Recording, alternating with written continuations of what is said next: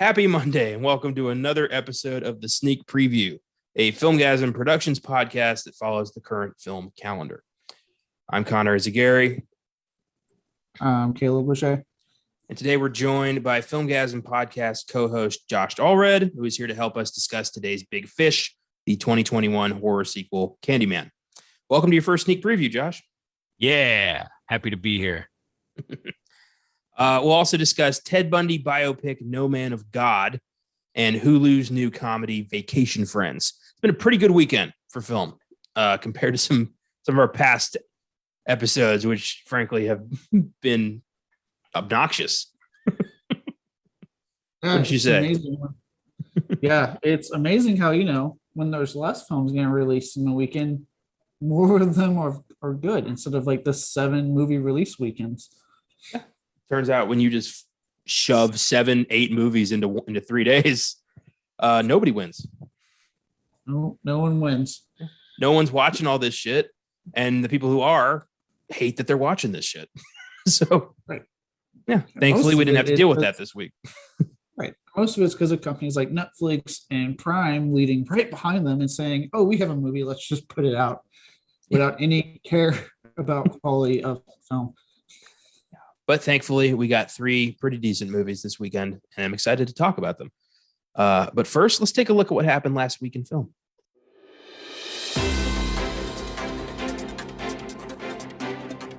Last week in film.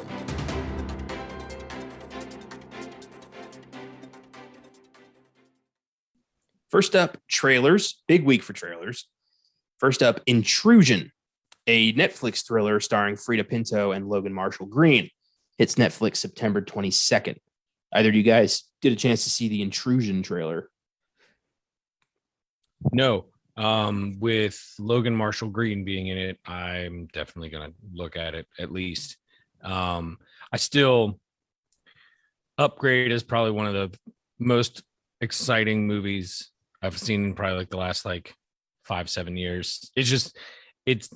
It had no business being as fun as it was, and also satisfying you being a horror fan and seeing some of the ultra gory stuff that happens. I probably got a lot more respect and admiration for Lee Wanell when with that than and it just continued into Invisible Man. So yeah, I'll check it out. Yeah, Upgrade's a great one. I really wish I hadn't done that Filmgazm podcast after a full day of flights because I am running on fumes in that episode. It's a really light episode. I remember that. Oh yeah. Yeah, I mean, I like the cast for this, like Josh was saying, Logan Marshall Green. I was really kind of down on him when I first saw him in Prometheus. I was like, no, it's just some dude that looks like Tom Hardy, whatever. But then I saw Upgrade and I was like, no, this guy's really good. And I think the cast is good, but God, Netflix is just, we've talked about it numerous times. They're just so quantity over quality. That's I don't really trust them. Okay, another Netflix movie. Woo. For those of you who didn't see the trailer, Intrusion follows a couple who deal with a home invasion. Frida Pinto is a little shaken up, finds out that this might have not have been random, that somebody might actually be after her. Her husband might be involved. Looks very much like a paranoia rabbit hole kind of movie. Could go either way. I don't really have the best faith in Netflix's output anymore after having to watch most of their films this year. So we'll see. Next up, The Starling, a Netflix dramedy starring Melissa McCarthy, Chris O'Dowd, and Kevin Kline. Hits Netflix September 24th. Did you guys see this trailer? No, but hearing those names, I don't know how I want to feel about it. And I hate when, and I guess hate is a strong word. I don't really like the word dramedy. Fuck you. Just look, if it's going to be dramatic, it's going to be dramatic. And at really, when you boil it all down, film is a dramatic medium, period. horrors or dramas, you know, like, I don't know. It seems like this stupid buzzword to try and like categorize something and let you know that, oh, it's a drama. There's gonna be some serious stuff, but you're gonna laugh too. Like, well, yeah, duh. If you're a fucking decent writer, you're gonna not want to torture people for fucking 2 hours. But okay, I don't know. Strong like, feelings coming out of the gate. well, I heard that and I was just like, it's one of those cringe words for me. Like I just hear it and I'm just like, oh fuck. You know what? I'll back Josh up here. What, like horror, I think what the new buzzword that pisses me off is elevator horror. That's been like the big one. I feel like with dramedies, like what I have experienced is that it's like the comedies version of that, or it's like people who just want to feel like the more high art. They're like, oh, dramedies.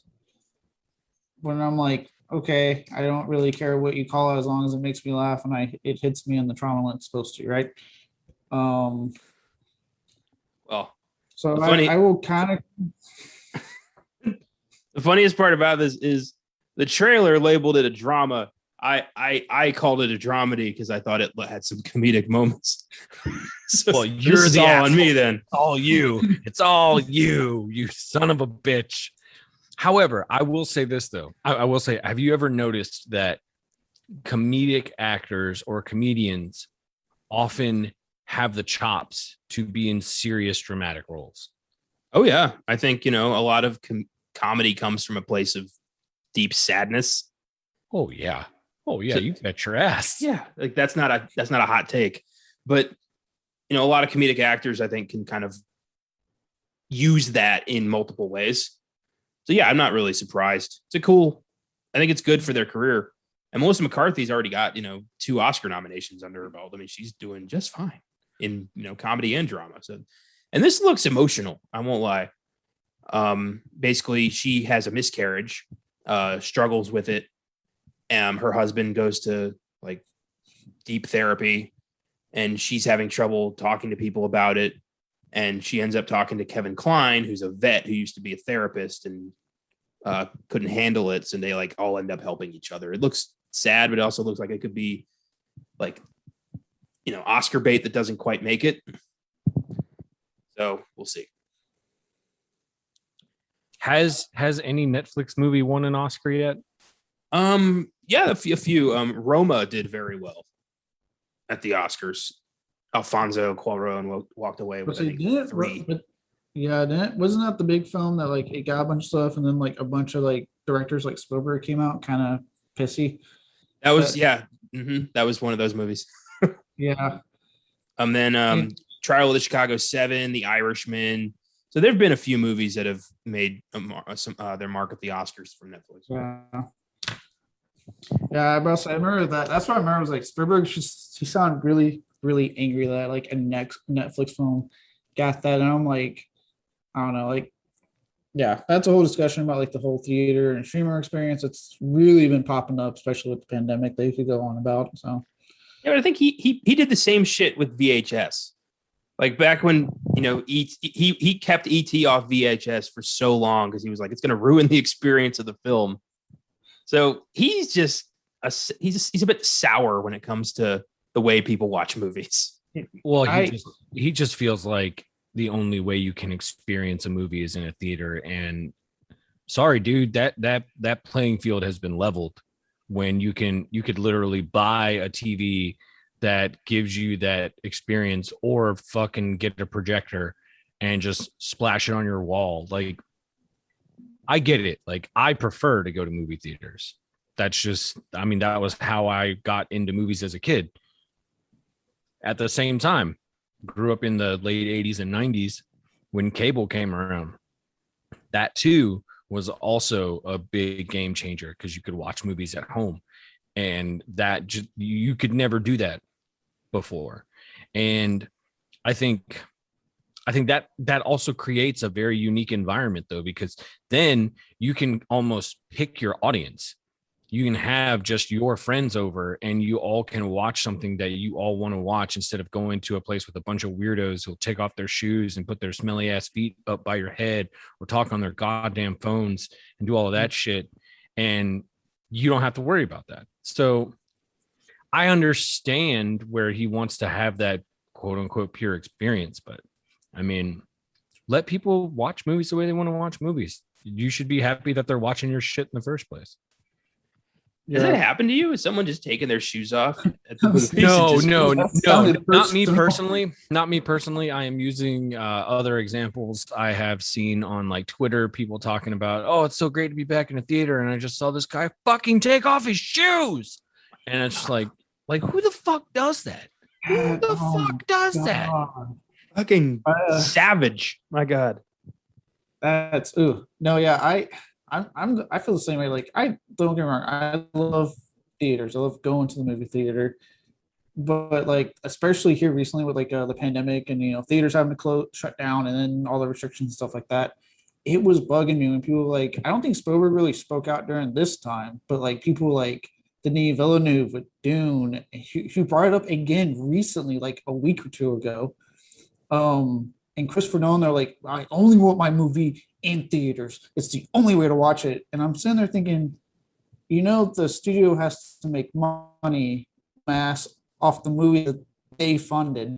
I was like, and right now, the way they can do that is currently on lockdown.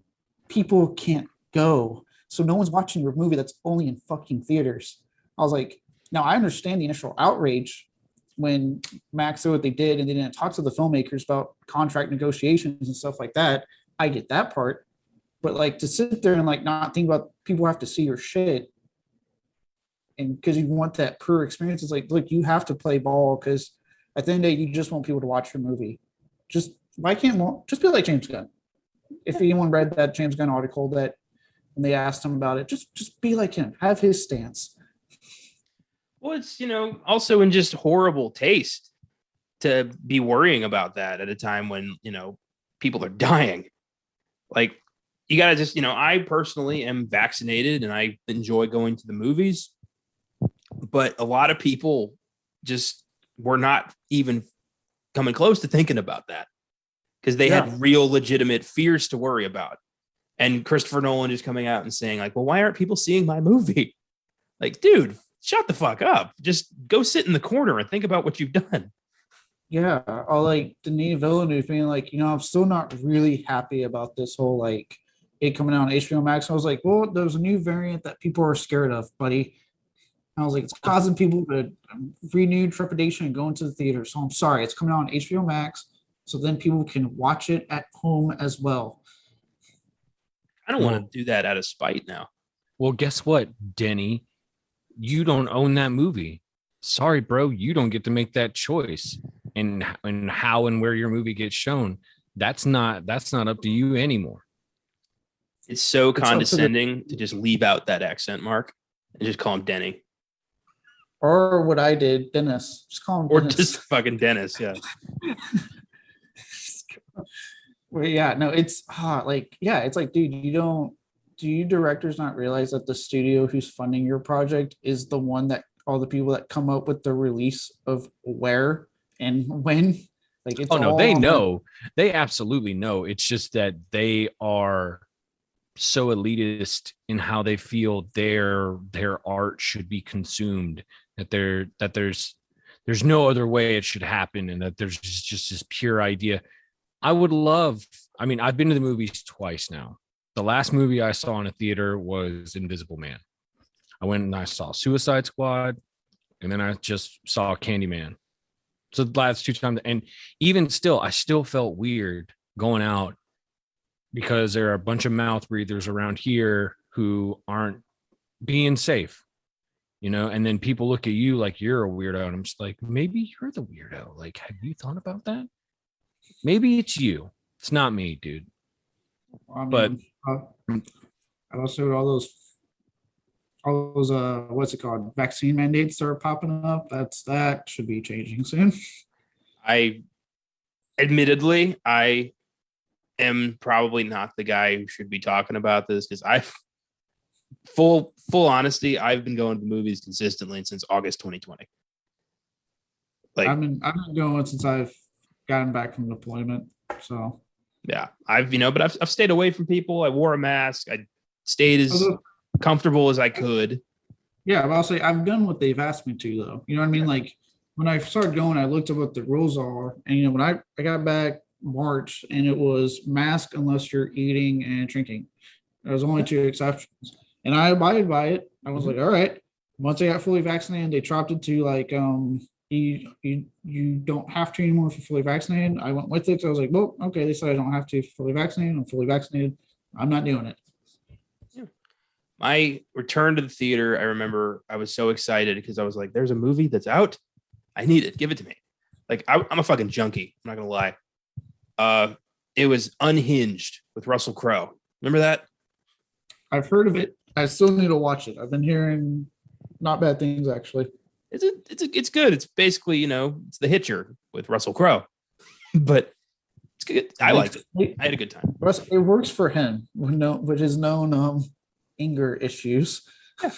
Honestly, this could just be, a camera crew followed Russell Crowe around for a day, but I enjoyed it. It's a fun movie. Okay.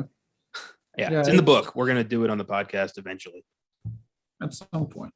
Yeah. Point is, to those elitist filmmakers, get your heads out of your asses until probably next year, for being completely honest. Like, people are trepidatious about going. Apparently, unless it's a horror movie, because I don't know if you guys saw, this already has gone over its budget. So if word of mouth stays positive, another horror box office success, and that has been the one genre still thriving. Thank God.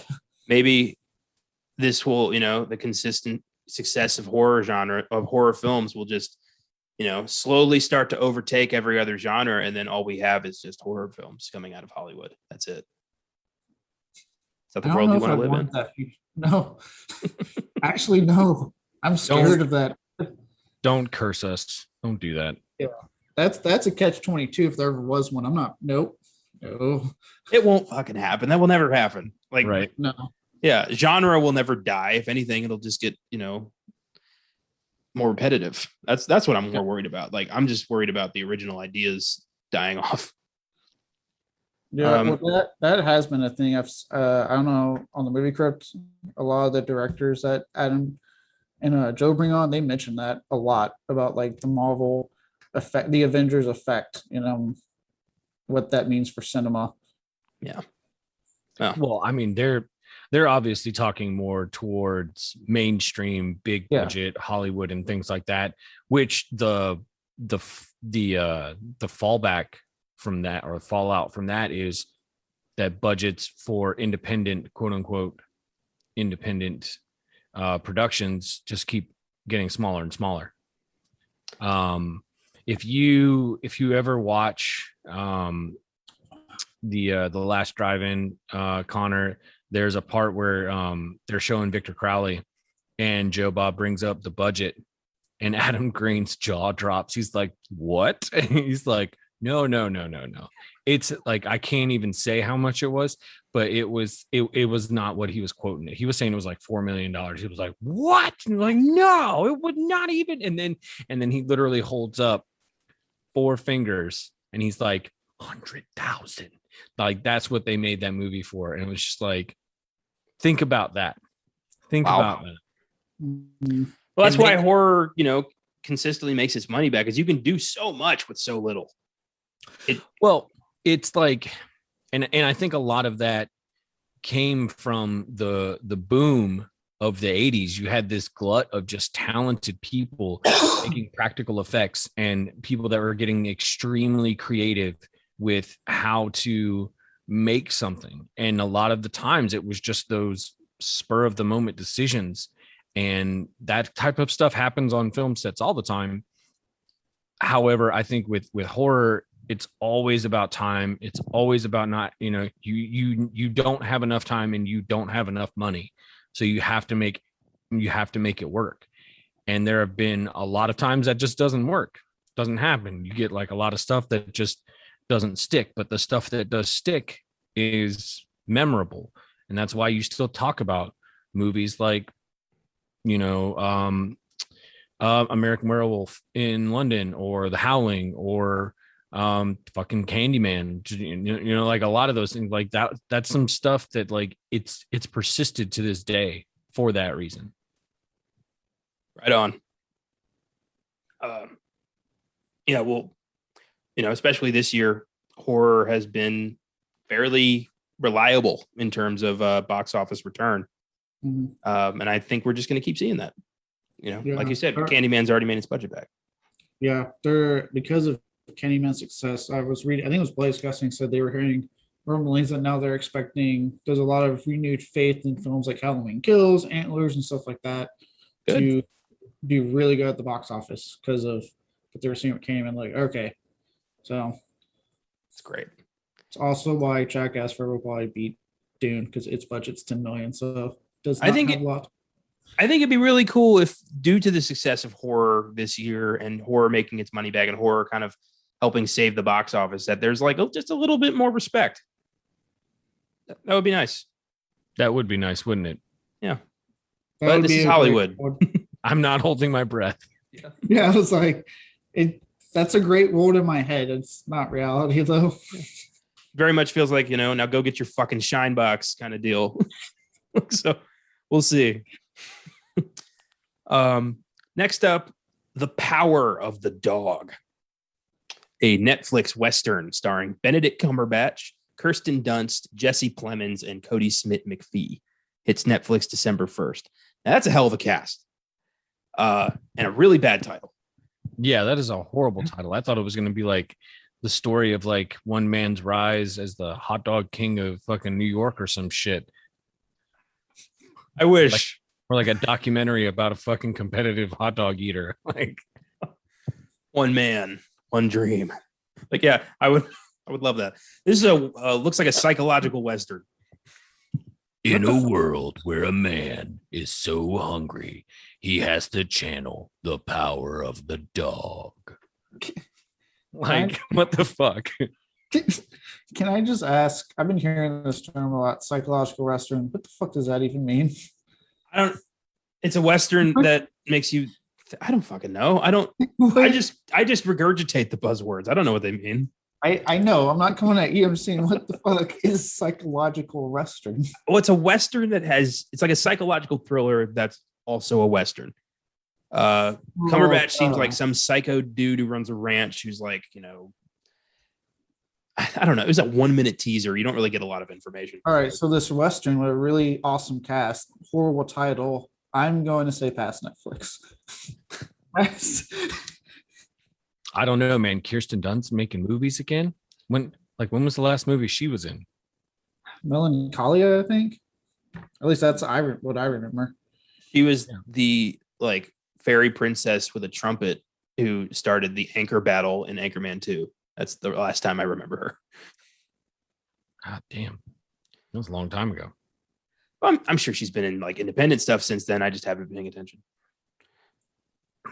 So we'll see. Power of the Dog.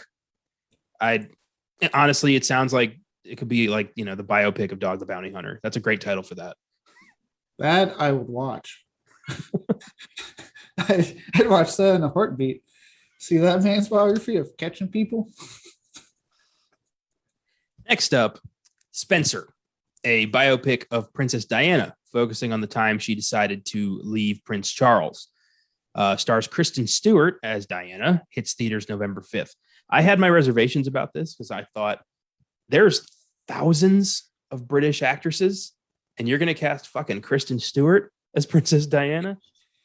But then I saw the trailer and I'm like, she's probably going to win an Oscar for this. Yeah, this is going to be transformative as shit. I am looking forward to this. Yeah, I actually saw the trailer for this one. Not something I'm personally rushing to see, but no, you're right.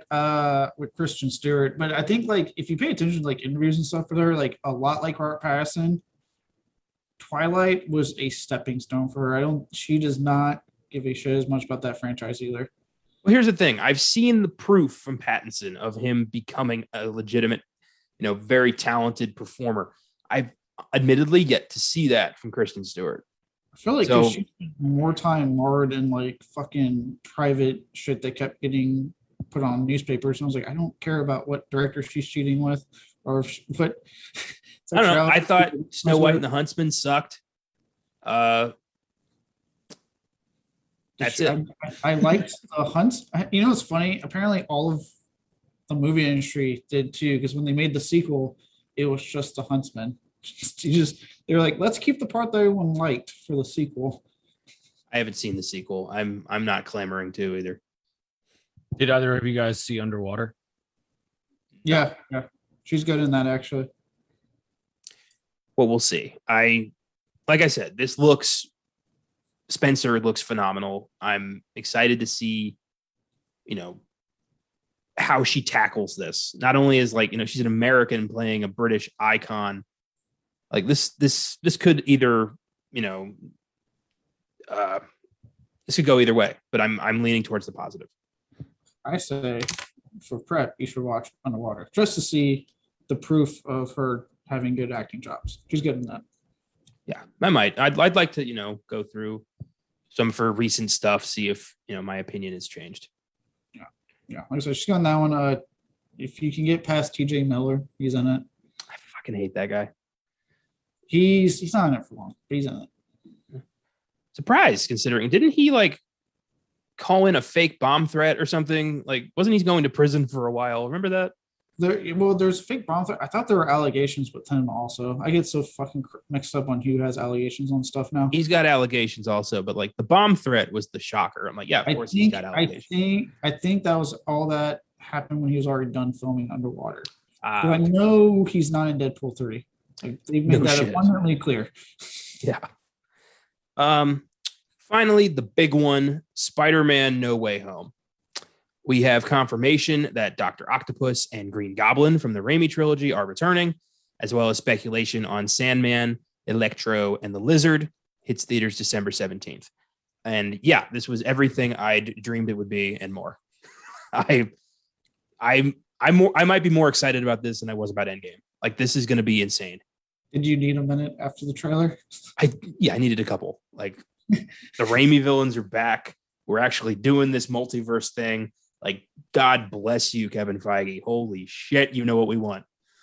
Yeah, no, this actually looks really good. Long ass teaser.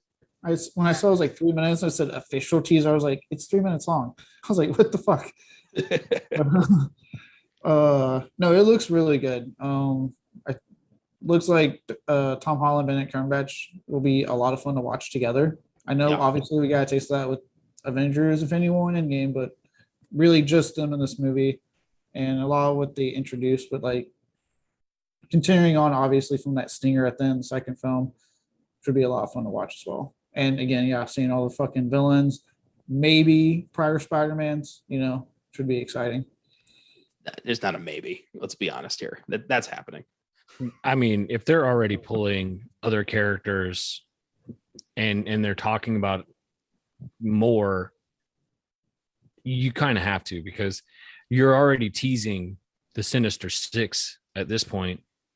And I mean, one Spider-Man can do it, but how much fun would it be to see 3 Spider-Men do it? Also there was a set photo leaked that showed Maguire and Garfield taking a break.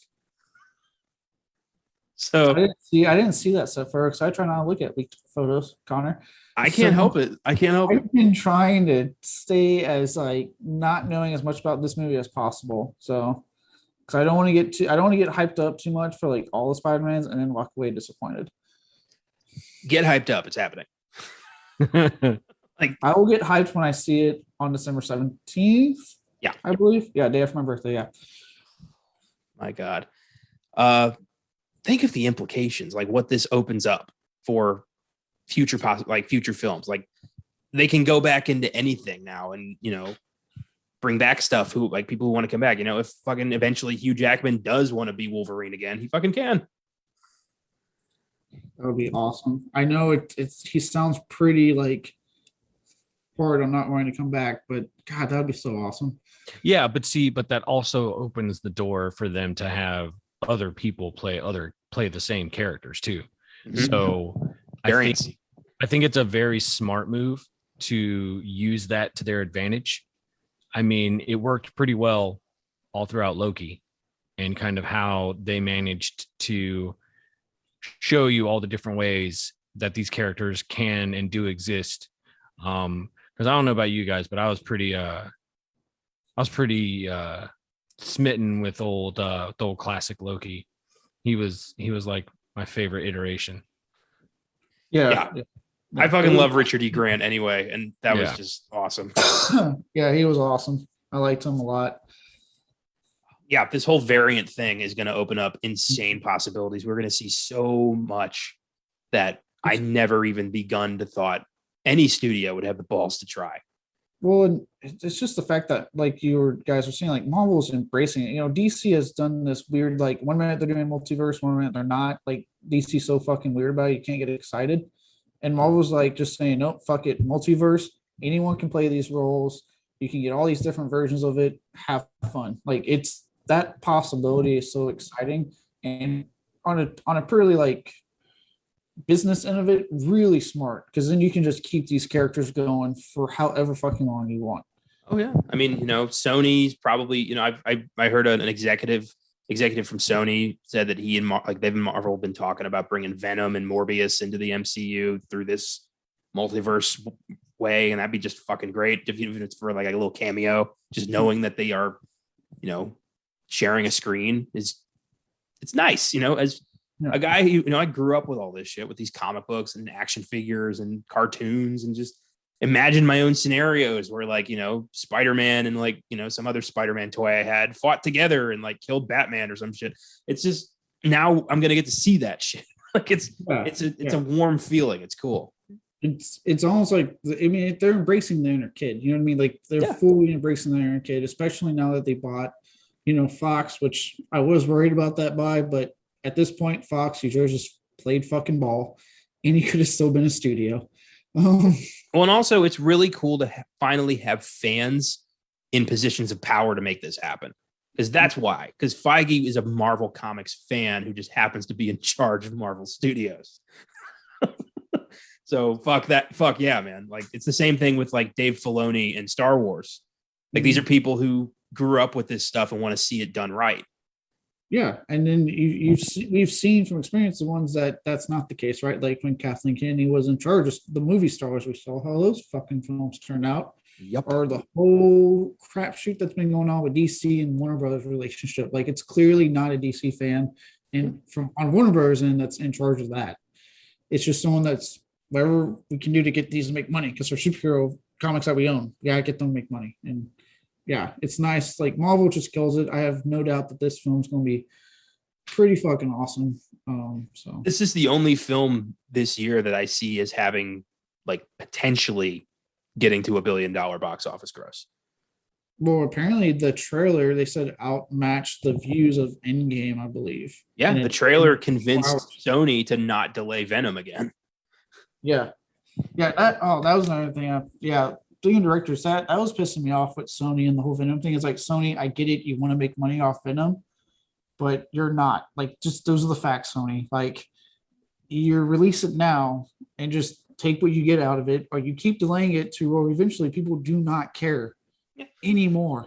Make your money back on the back end with streaming numbers and potential download sales. Yeah, get it. Best you can hope for. Yeah, get it while people are still interested, and they will go and see it. Those who are willing to do it, and you'll make your back end on the streaming stuff and all that good stuff. I'd say make money with Blu-ray sales, but that's not happening anymore. We're a minority now, unfortunately. Yeah. Damn shame. I literally bought 4 Blu-rays 2 days ago. I'm very happy. I wish I could say I've been buying them, but until I am closer to moving in with Josh, I'm holding off on buying Blu-rays right now. I get that. I'm settled and comfortable. I can buy whatever I want. Yeah. Once I get settled and comfortable, I shall continue to buy more. But right now I'm holding off. Yeah, I got you. By the way, you can check out all these trailers and more, as well as thousands of film reviews on filmgazm.com. That is FILMGAZM.com. And I know we are very deep into this podcast, and this is like the first time ever I'm plugging the website, but fuck it. You got to start somewhere. All that matters. You start now. So check out filmgazm.com when you get a chance. It's really cool. Or you can always send us an email at filmgazm@gmail.com. There you go. Yeah. Support the show and we will support you. I got no plugs. I'm here. Get on the website. Listen to our show. Well, those are the trailers. I'll watch anything. I'll give anything a chance. I just, don't really have a lot of faith in Netflix anymore. But Spider-Man and Spencer, I'm very much going to be in line for. Spider-Man. Yep. I know. Yeah. What a surprise. The horror guys aren't lining up to see a biopic on Princess Diana. Whatever. I'll see it for all of us because it's going to be good. Look, as long as you're happy, that's all that matters. Exactly. All I care about. And you know what? I've said before, once they do the biopics on people I'm really interested in, like that upcoming announced Texas Chainsaw one, yeah, I'll be in line for that. Absolutely. Till then, keep doing your biopics. Proud of you, buddy. I like these movies. It's not a chore. I look forward to this stuff. Beverly Hills Cop 4 is moving ahead at Netflix with Eddie Murphy returning to the role of Axel Foley. This has been in the works potentially for a very long time. With Coming to America, looks like Eddie Murphy's revisiting a lot of old favorites. And I only saw the first Beverly Hills Cop, and I thought it was all right. You got to give it another shot because I've heard it's a classic.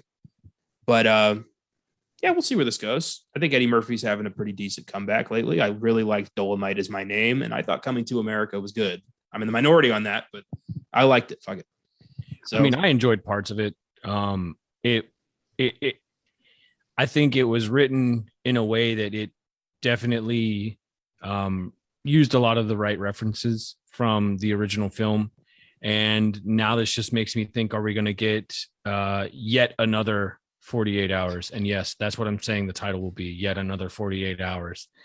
That's a great title. And yeah, like what else does Nick Nolte have going on right now? He ain't got shit going on. Fucking, he can sit there and scowl and fucking groan and grumble and, almost get ready to call Eddie Murphy a racial slur, get all pissed off at him. Well, yeah, I'm sure this will be a hit. I'd like to, I got to sit down and watch 1 again and then 2 and 3 because I've heard they're decent. Yeah, admittedly, I haven't seen the Beverly Hills Cops movies yet. So, if anything, this is just a chance for me to finally watch the first 3 whenever they finally get to put a release date on this movie. Yeah, there you go. Yeah, it'll be a chance to finally watch those. Like you, I really like Dolomite Is My Name. That was a really good movie. Yeah. So, yeah, I'll give it a shot. I also haven't seen Coming to America 2 yet. I think it came out like right when I was coming back from deployment, and it just kind of slipped past me. Yeah, it was the first like loaded weekend of this show where I remember Austin and I took it, and then Brianna joined us that week as well. It was like Coming to America, Moxie, Raya and the Last Dragon, Boss Level. It was a big weekend. God. And I watched everything and gave my 2 cents. And that was when I was like, you know what? I can do this. And then as we've run along, I'm like, you know what? No, I can't. It'd be one thing if, again, they did the occasional, like 1 or 2 weekend where there was like 7 releases. But it seems like because they can't move anything, because they're trying to catch up in this year so that 2022 isn't fucking packed, everything's fucking coming out. And it's like so many weekends of like, do you want to watch 7 or 8 films in 3 days? And I'm like, no, I don't. Not at all. It's not fun. And nobody's getting, I'm not getting any enjoyment out of this. If anything, I'm just kind of waiting for it to be over so I can put on the next one before I run out of time. Oh, boy. This is interesting and something I know you guys are going to be very into. Anya Taylor-Joy has been cast in a lead role in Robert Eggers' Nosferatu remake. Which is finally getting off the ground. And after like 3 or 4 more movies, he does. If you read the whole thing. Okay. Yeah. Well, we got the Northman, which is gonna be cool, and then a bunch of other shit. And then Nosferatu, but it is gonna happen. And fans want either Robert Pattinson or Willem Dafoe to play Count Orlok. And either one would be hilarious because Defoe already kind of did with Shadow of the Vampire, and Pattinson playing another vampire would just be delightful. Yeah, I'm cool with either one. I'd say give it to Pattinson just because I'm sure he's probably a little more hungry for stuff. Defoe's been in the game for a while. He is fine on movies, but at the same time, I love Defoe, and it would be cool to see him as Count Orlok. So, well, go watch Shadow of the Vampire then. Go watch. Okay. Yeah, but still, neat that they're doing Nosferatu again. Well, did you ever see Werner Herzog's version of Nosferatu? I've seen the 20s one, but I have not yet seen Herzog's version. Same. It's almost like, I won't say shot for shot, but it is like pretty. It holds pretty close to Murnau's film, because he was very much trying to build off of what he did. And Klaus Kinski is like, it's a really interesting experience. Yeah, I encourage you to check that out. I would wonder like what kind of direction Eggers is gonna go in. Is he gonna go for color, or is he gonna go black and white? You know, like I think that's gonna be an interesting thing to see, like how he goes about doing it. And as far as my 2 cents on who should go for that, I think Pattinson could be an interesting choice. But I also feel like seeing Willem Dafoe again as Count Orlok would be something else, because really less time in the makeup chair. He's already got a lot of those features. I'd like to throw a third name in the ring, someone who has already worked with Eggers, and I think would be fantastic. Ralph Ineson. Okay, yeah. It would be interesting because, I mean, one of his defining features is that dude's like a voice. And it would be a role where he wouldn't really talk a lot, but that would be okay. Well, and with the Green Knight, I've seen how good he is at playing weirdly, painted creatures. So I think that he'd be really good at that, and cheap. True. I will say, between, what Eggers doing this kind of has me excited, because unlike another person that I kind of put him, not trying to say I'm comparing these two, but because they kind of roughly came out around the same time, him and Ari Aster. Yeah. I did the same. Whereas Aster really kind of fell off for me with Midsommar, and then a lot of comments he made that makes me think he's really not that big into horror. He just happened to do films in it. Eggers, I liked. I don't know what the fuck happened in The Lighthouse, but I liked it. I remember going like, I don't know what happened in this movie, but I like it, strangely enough. And he seems to enjoy the genre, and I like both his films a lot more, and I'm definitely curious on what he will bring to, like you were saying, Josh, what he'll bring to this take on it once he gets around to that. Like I said, I know he has like 2-3 something films for sure, The Northman, and some quick other stuff he's doing before he gets to it, but I'm definitely curious.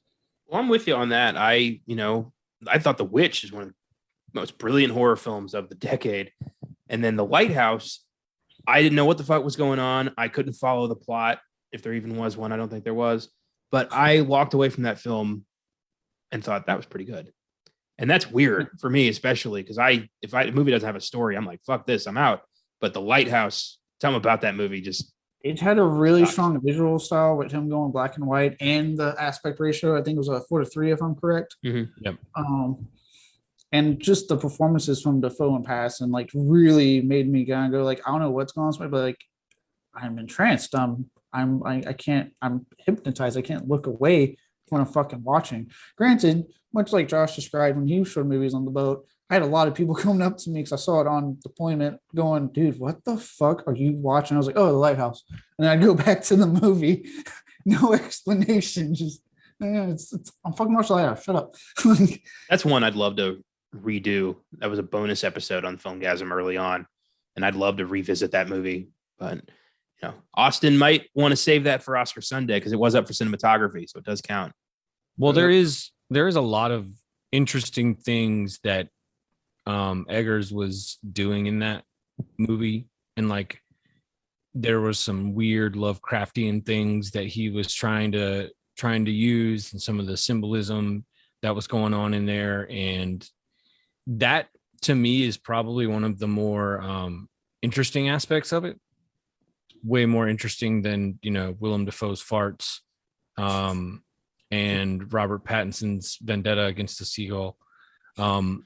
Just because people have the hardest time trying to visualize what happens in Lovecraft's work, and for somebody to do it and do it well, I think, and what that does, because Color Out of Space for me is probably one of the best adaptations that's come out in a while, and just how it brings out that sense of dread that is in a lot of his work, and how it's done in such a way that like you don't even feel it happening until it's already like consumed you, and you're just like, oh shit, like what the fuck am I reading? What the fuck am I seeing? Like what is going on?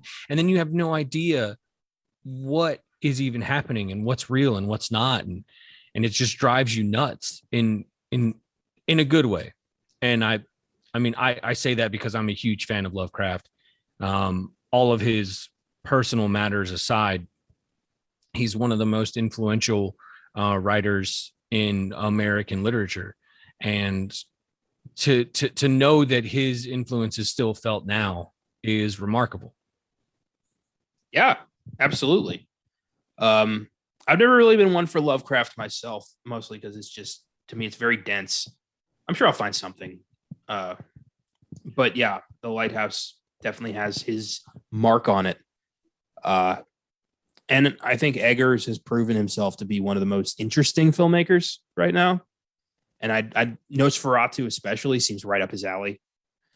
Yeah, like I said, he hasn't really done what Asner's done and shied away from horror, and like been like he seems to very much enjoy it. I know The Northman, if I'm correct, isn't really meant to be a horror film. Like it's a much different. It's like a Viking revenge movie. Right. But I mean, the fact that he's still willing to, again, step outside, stretch his rings, do some other stuff like any filmmaker would want to do, and then be like, well, I also really want to, remake Nosferatu for a modern audience. And especially, like I said, like you were talking about, like what he did with The Lighthouse, if that movie had come out, I'd be like, I don't know if he should be the one to do it. But yeah, like between The Lighthouse and what he pulled off with that, and thinking actually of it now, Josh brings up that sense of dread. We both comment on it when we went to go watch it with The Witch, the constant sense of dread throughout that fucking movie. Like that movie has one of the most harsh, just brilliant atmospheres I've ever seen. That movie is a constant, bomb about to explode. Exactly. So there's no doubt in my mind that if like anyone would be able to kind of probably do this justice and do it right, it would be Robert Eggers. Like I have a lot of hope in him in doing this. Yeah. I wish it was coming out a little bit sooner, but I will let him. Obviously, I'll wait. I have no choice for him to do his other stuff, and I'll watch his other stuff. I'm very excited for The Northman. So, me too. Yeah, I think next year is going to be a very interesting run for this show. The Northman is set for next year, right? I believe so. So. I'll double check, but I don't want to say it is. Yeah. Jake Gyllenhaal is going to be starring in an adaptation of Robert Kirkman's graphic novel Oblivion Song. Do you guys know that comic? No, I do not. Is he going to shower for this movie? Oh my God. Was he on the pro or anti-shower side? I forget. He was anti. He was anti-shower. God damn it, Jake. I don't know. It's the sci-fi. Maybe it's some kind of laser bath. I don't know. To actually answer your question, no, I haven't read the comic. I just had to get that out of my system. Proceed. Yeah, I know nothing about this. Robert Kirkman is an insanely talented writer, so I'm sure it's a great story. And I just hope it doesn't fall down the, Valyrian Passengers path. Like I want it to be, a memorable sci-fi adventure. We don't get a lot of those these days. And the ones they do try to make memorable, they pump the marketing machine into, seem to not ever really make much of an impression. When was the last time either of you guys sat down and watched Ender's Game? Never. Yeah, there you go. So here's hoping. I got nothing else to say about this. All I have to say is, Shake, please, please shower for the love of God. Do it for your coworkers, do it for your fans, and do it for yourself. Respect yourself, man. You're better than that. If two of the biggest dudes in Hollywood, and Jason Momoa and The Rock, can find time to shower, The Rock finds time to shower 3 times a fucking day, as he said. I think you can too, because you're not nearly as big as them, buddy. Here's the thing: it's not that hard to find time to shower. Like, no. Do it when you wake up and do it before you go to bed. Yeah, seriously, it's that easy. Oh, this ongoing. I can't believe this is even a fucking debate. Like, just clean yourself, you nasty bastard. I can't believe it's a debate, but admittedly, of all the debates happening in America, it's the most entertaining for me. You can joke about this one at least, and no one gets angry. I'm getting pretty fucking angry. This is ridiculous. Oh boy. Well, moving on. The 4th Matrix movie is confirmed to be titled The Matrix Resurrections, and a trailer is on its way. Film comes out late December. Just has one Wachowski. They're not both of them are handling this one. I think it's Lily or Lana. I don't fucking know. I believe it's Lana. I think Lily made the comment because they asked her recently in an interview, why you didn't come back. She's like, I just didn't want to go backwards. I think it was like right after like her transition and all this other stuff was going on. She's like, I just really didn't want to revisit other stuff that didn't speak to me creatively. And I was like, well, no offense. I don't think of something outside the Matrix that was a huge financial success for y'all, but what the fuck do I know? You'd be such a great celebrity interviewer. Just like, well, what about your string of failures? How do you feel about that? Yeah, right. How about anything else that people remember outside of the Matrix? You think your creativity peaked in 1999? What are your thoughts on that? Just what? Jesus. By the way, I have this poster for the Matrix. Could you sign that, please? Could you sign my Speed Racer Hot Wheels, please? What are your takes on the shitty 2 sequels you made to the Matrix? Go on, explain. Cloud Atlas. What was that? Why? I actually kind of like Cloud Atlas personally. I did not. I hated Cloud Atlas. I actually just wanted to see if you could give me my time back. I paid $13.40 to see Speed Racer. Do I give this to you or to your sister, or what's this? How's this going to work? Do you guys want to share and just go halvesies and pay me back? I mean, really, I don't care. I just want my money back. 6 for you, 7 for Lana. That seems fair. Can you guys just make another movie as good as The Matrix? Is it in you at this point? Are you done? Should I expect another Jupiter Ascending sometime soon? Ooh, ouch. That's one of the worst movies I've ever seen. Oh, well, anyway, The Matrix Resurrections. I kind of hope this gets back to them somehow.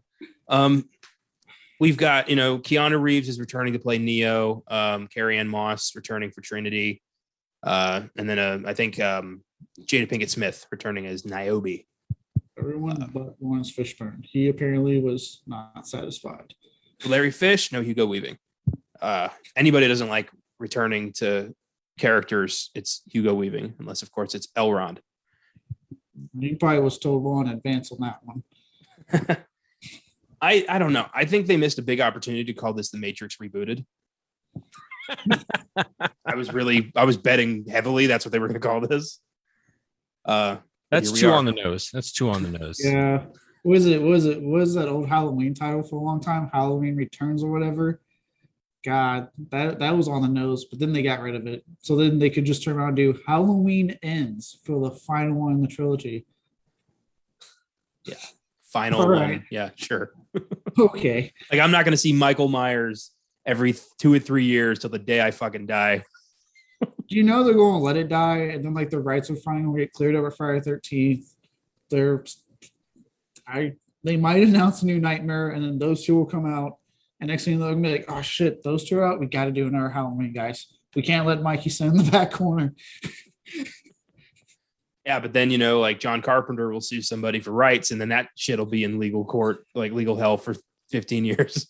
No, John Carpenter don't care. He's like, just pay me. That's all he gives a shit about. He's Just give me the fucking money. Yeah, he's exactly what fucking Sean S. Cunningham should be. And to an extent, Victor, I will never forget the comment that the two actresses made at Crypticon when we went to that panel. That's pretty funny. That was funny. Well, I don't think we need a fourth Matrix. I don't like this is unnecessary. I mean, I've got my own issues with Reloaded and Revolutions, but overall, I don't hate them. Decent finale. I like when, Neo and Smith fight in that rainy Smith-filled Matrix, and they're both Superman. I think it's cool. I'm not really. I am loving the Keanu Reeves Renaissance thanks to John Wick. As much as everyone, I liked the third Bill and Ted movie a lot. The Renaissance. But I've only liked the first Matrix. I don't care for Reloaded and Revolutions. I get it. I did when I was a kid. I won't lie. When I first watched, I was like, "These are awesome." I got older and I tried watching it again when I actually could pay attention to the story a little bit more, and I was like, well, okay. As in, like, I was able to watch the second one and go, like, you're fucking so convoluted for no goddamn reason. And then the third one drops everything because they realized they were too convoluted. And I was like, oh, god damn it. When two wannabe filmmakers stumble onto philosophy, this is what you get. Yeah. I feel like they were fine in the first movie. Like, they had the perfect balance, and they went way too far into it in the second, and then dialed it way down in the third to the point that things were just kind of dropped down nowhere. And so yeah, I'm not excited for this. Like, awesome that Keanu Reeves is coming back, but I'm just not excited for Matrix Resurrections. What I've been doing for the past few years in regards to my Matrix watches, I watched the first one all the way through. It's a fucking classic. I watched it on the plane on my way to see you. With 2 and 3, I mostly skip all the Zion shit and pretty much just watch the fights.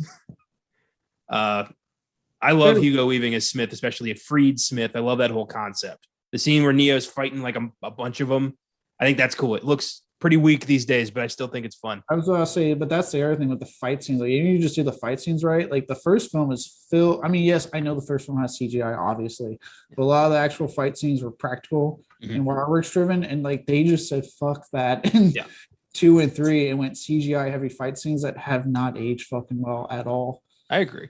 I'm in no way arguing that The Matrix is even close to the same level as 2 and 3. The Matrix is a legendary classic that's going to last forever.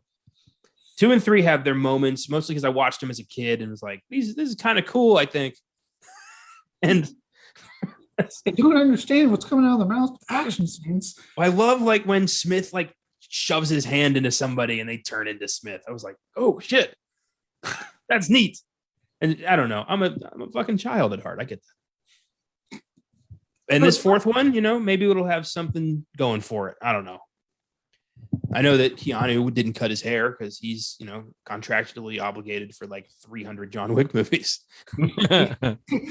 He has to keep the hair and beard, or at least the hair. He gets rid of the beard every so often. I know he does not. He looks so much older without the beard. I know. When I watched Bill and Ted like Face the Music, I was like, Keanu, like, come on, man, you gotta keep that beard because you look way younger with the beard. Like Jesus. To quote Ted, whoa. All 3 of those movies are fun as shit. I love the Bill and Ted franchises. Yep. Oh yeah. All 3 are consistently funny movies. Yeah, absolutely. And I'm so happy 3 ended up being good because that could have been just such a train wreck we made fun of forever. But it was entertaining and had just full of heart, and you could tell that they still are such good friends.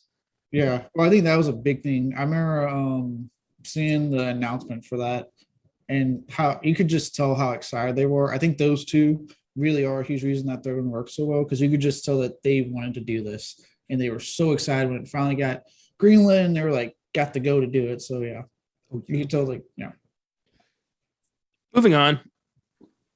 Kelvin Harrison Jr. has been cast as a young Mufasa in Barry Jenkins' Lion King prequel. They're doing a prequel to the live action, well, quote unquote, live action Lion King. Barry Jenkins is doing it, and it's Mufasa's story. Nobody cares. I was like, I don't care. I have not been into this fucking Disney live action thing they've been doing with their cartoons. I fucking hated the Lion King remake. I was like, why do this? This is it just drained all the heart and soul out of the Lion King. I have yet to watch it because I was like, you're telling it. The fact that when the trailer to me made it look like a shot for shot remake, I'm like, then why should I watch this when I have the cartoon that has stood the test of time? I think they took the songs out. So they took out one of the highlights of the fucking cartoon. Give me a second here. I might be wrong about that. I was about to say, are you shitting me right now?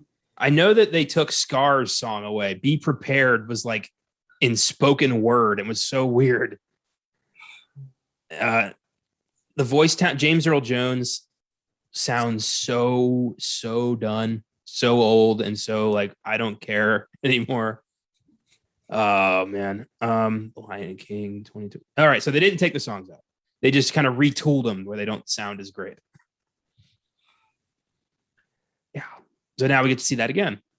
So this is where all the money goes into this shit that nobody asked for. Nobody wanted that. Still, The Lion King 2019, $1 billion box office success. It's because it made $1 billion is why. Yep. That's why. That to me shows how stupid people are. Just how dumb they are. To go see a movie that you've already seen before and you literally had it just, they put new bread on a shit sandwich and said, there you go. Well, I took a big fat bite of that shit sandwich because I saw it at the movies. I didn't enjoy myself, but I was there. I have yet to sit through it. I just don't see the point. Like it's the same damn movie. Like I don't think I've seen anything that they've redone yet. I've seen all of them except Lady and the Tramp. I didn't see that one. Honestly, most of them are good. Like The Jungle Book, I thought was great. Wait, no, I did see The Jungle Book because that was what Bill Murray was Baloo, right? Yeah. Yes, I did see that. And that admittedly was not as terrible as I thought it was going to be. However, it is the epitome of everything that I can't stand about what Hollywood does. It is literally like they are so brazen that they will just say, this is what we're going to do. And you guys are going to love it because you don't care enough to think about what you're trying to watch. Yeah, I get that. Yeah, totally. I fucking hate remakes for the most part. Disney's, they started strong with, Cinderella, Jungle Book, Beauty and the Beast. I thought was great. Since then, though, they've really just kind of given up because they know we'll fucking eat anything. Like Mulan sucked so bad. I hated Mulan. So like, I haven't been I'm like Josh. Well, I've kind of stopped watching a lot of these remakes recently because at first I was watching them when what was it? The one with Angelina Jolie, Maleficent. Yeah, I didn't care for that one. See, I liked that one because it wasn't the same fucking story. It was just told from a different viewpoint and gave like background on her. So I was like, okay, if you're going to do it where it's like a different story within your fucking cartoon you've already done, I can take that. I can deal. So I didn't mind that movie. I actually ended up kind of going, that wasn't too bad. But then, like I watched Cinderella and Beauty and the Beast and Jungle Book. And I sat there all through going, it's the same fucking movie as the cartoon. I was like, yeah, they're not terrible. Like they're well-made films, but holy shit. And then when I started, like, I think it was after seeing those and then seeing the trailer to Lion King, I'm like, I'm done Disney. I was like, you're not getting the fucking money from me because holy shit, you're just brazenly remaking the same fucking movie without doing anything different, except maybe take out the songs like they did in Mulan, I believe. So yeah, they did. Yeah. I like Gorilla, I did not mind because again, it told it from a different fucking viewpoint, and it was more of an orchestra and Cruella, so I was fine with that. The worst sin Mulan committed was taking away the message that any little girl can be strong if they try. Because in Mulan, the remake, she is blessed with like magic chi powers. And that's how she manages to like defeat the Huns. And that completely erases the point of the cartoon, is that anybody can be strong if they believe they are. Like, that's the whole point of the movie. And it's just like, fuck, man. Yeah. So Mulan soured it for me. And now, I mean, I'm going to watch them because of this fucking show, but my heart's not in it anymore. Yeah. Like I said, if they would do more things like Maleficent and Cruella, where it's like a different story told within it, I'm down. But these just shot for shot fucking remakes. It's like, Jesus Christ, Disney. You have the cartoon. You do not need to do it live action. I know. Yeah, it's just, we had a super successful movie then, and we know we'll make $1 billion again. It's a sure thing. That's what it is. It's a sure thing. Yeah, well, I mean, and that's why I always say, like, Disney, if it isn't Marvel or like their animated output, I'm really never that impressed with. Because along with that, the other thing that bugs me on the live action side of it is them constantly trying to chase the Pirates of the Caribbean fucking success with every goddamn theme park movie right they do. Yep. It's like they just don't stop, and they don't even seem to. They seem to forget the part where, like, after the third Pirates, like, their fucking box office haul was going down with the last two movies. That's not true with On Stranger Things. That was a huge box office success. That was over $1 billion gross. God damn it! Of course. Yeah. So while quality dipped, money didn't, and that's all they care about. Yeah. Well, yeah. So I'm looking forward to doing the Lion King prequel next, like in a few years. I'm not. I don't need. That's a prequel. I don't need the story for on that one. I don't care for prequels to begin with. I feel like they're often, restricted by what they can do. It's hard to be creative. It's hard to tell a story we don't already know like every bit of. Well, there's a very few prequels out there I enjoy. We've talked about before on the podcast. I'm sure Josh probably feels roughly the same way. If you're, especially in horror, man, if you're going down the prequel route, that means you've run out of ideas for a sequel. Like, you've run out of stories to tell. You don't know where to go from your last movie. So you're like, oh, we'll just do a fucking prequel. Because you know how it's going to end. You know what it's going to lead to. So it's an easy fucking thing to do. Friday the 13th is kind of fucked there because Jason died as a child. Not necessarily, no. They can always rewrite that. So if you really think about it, the way the story goes is that they never like they said, they never found his body. So like they don't know that he drowned. And when he shows up in part 2, he's still a man. You don't the final chapter, he's supposed to actually die there. Part 5, he's not in it because that's the ambulance driver Roy. And then and only in part 6, Jason lives, is he actually in a coffin and is resurrected.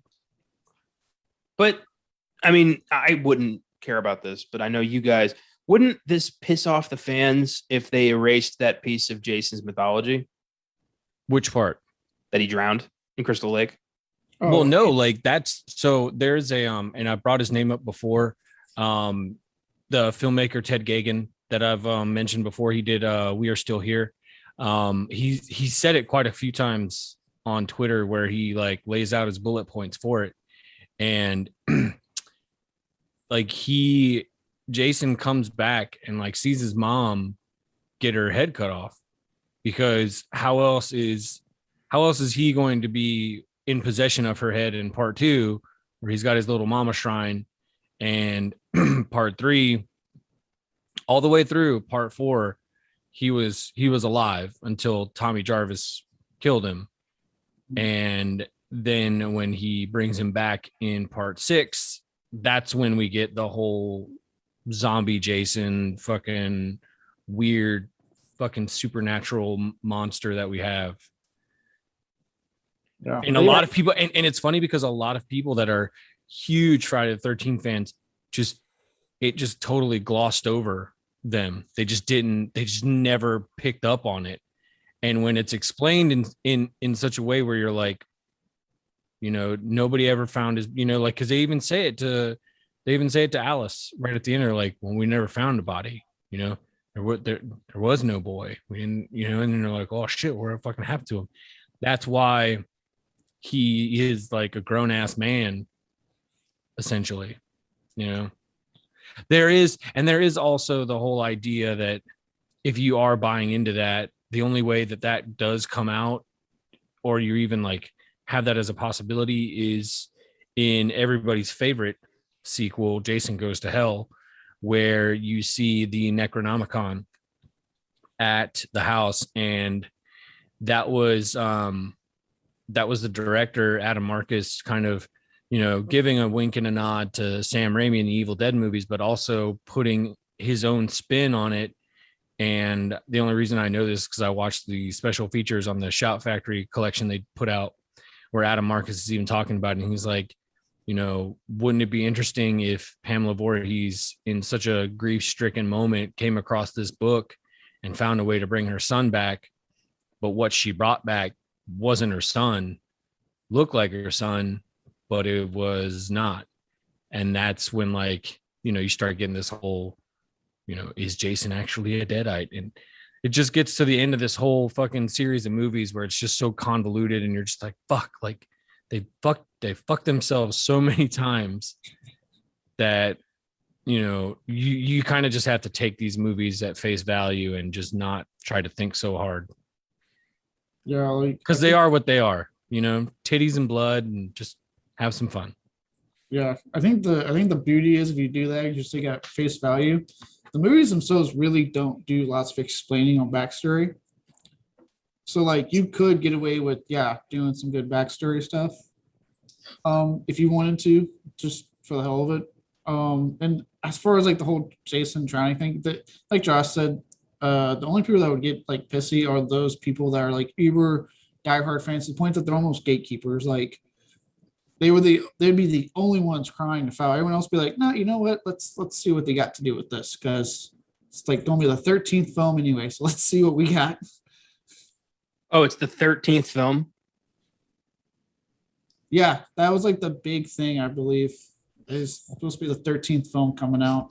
Oh dear God, they got to do something special once this gets figured out. Yeah, I think that was like the big thing. Everyone's like, dude, get this settled, because it's going to be your 13th film in the Friday the 13th franchise.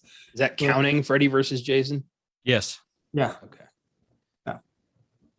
Well, clearly, y'all have thought about this. It's good. We've thought about it, because I've been sitting there every day thinking, when this movie comes out, whenever they get out of court.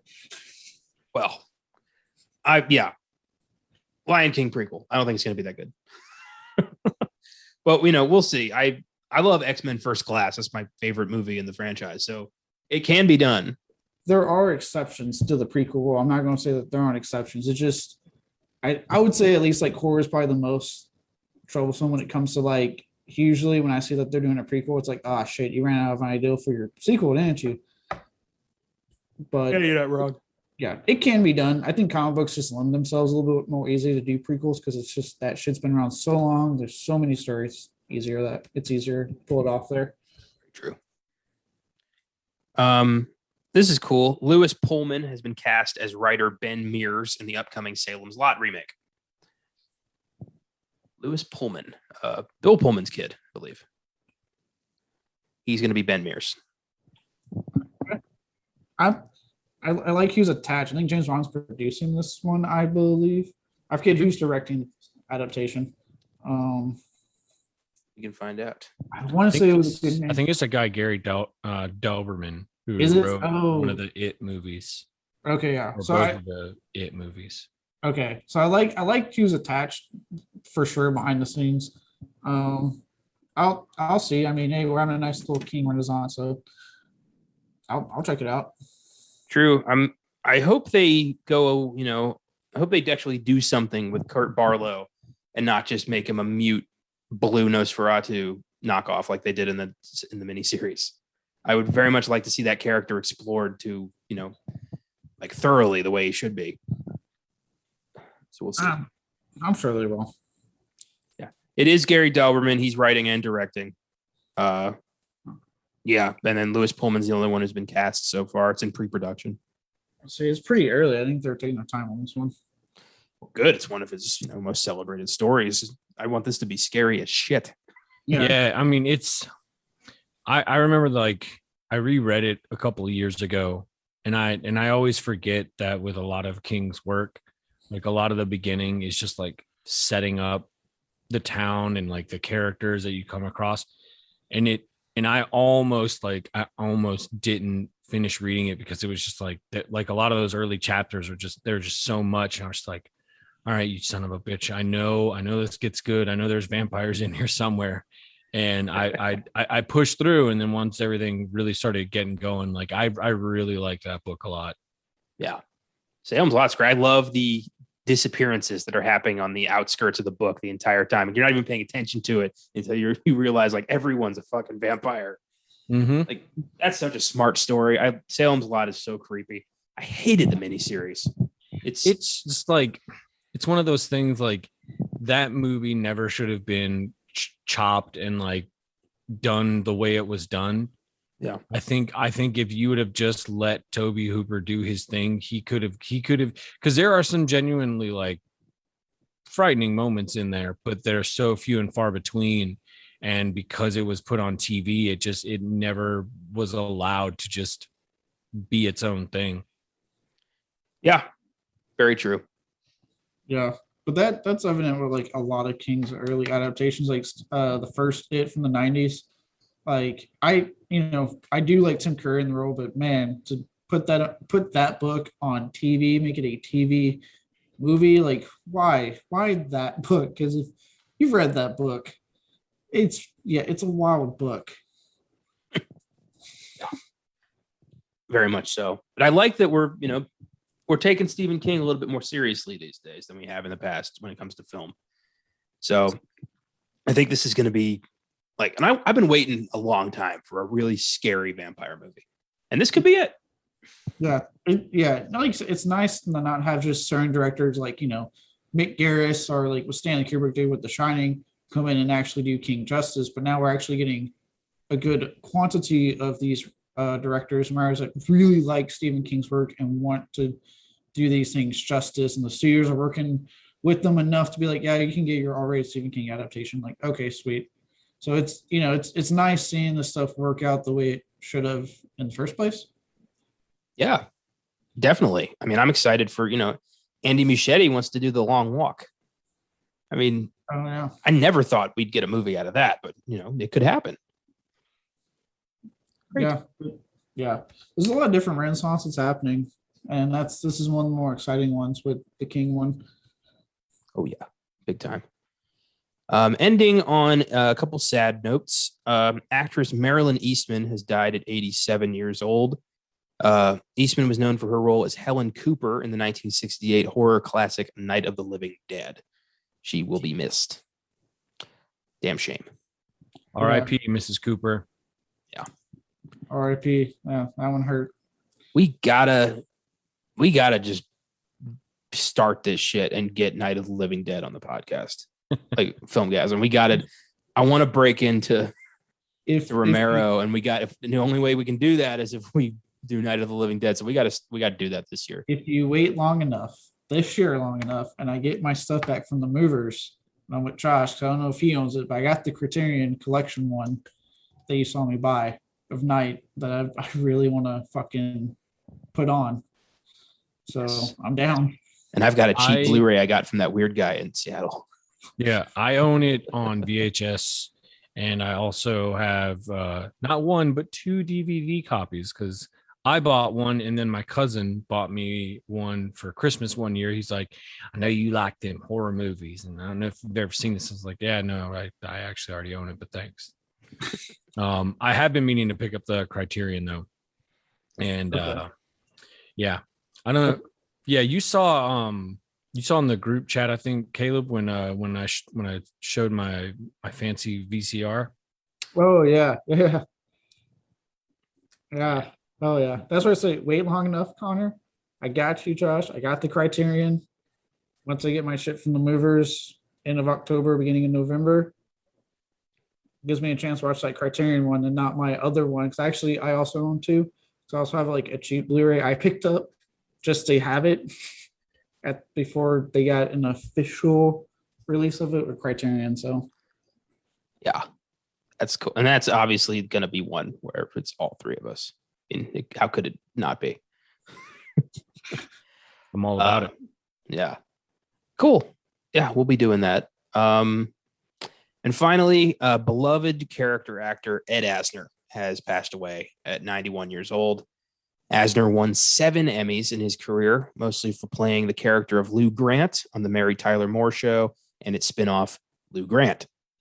Some of his notable films include Elf, Hard Rain, JFK, and of course, Up. He was a television legend who didn't do a lot of films, but always delivered a solid performance, and he will be missed.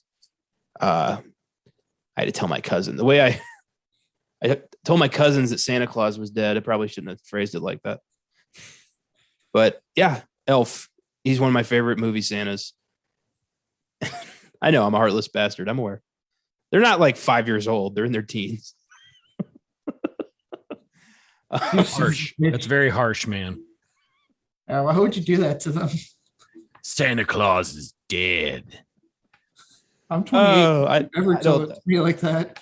I literally had a moment in my head where I'm like, this would be funny. And I just they looked at me like, what?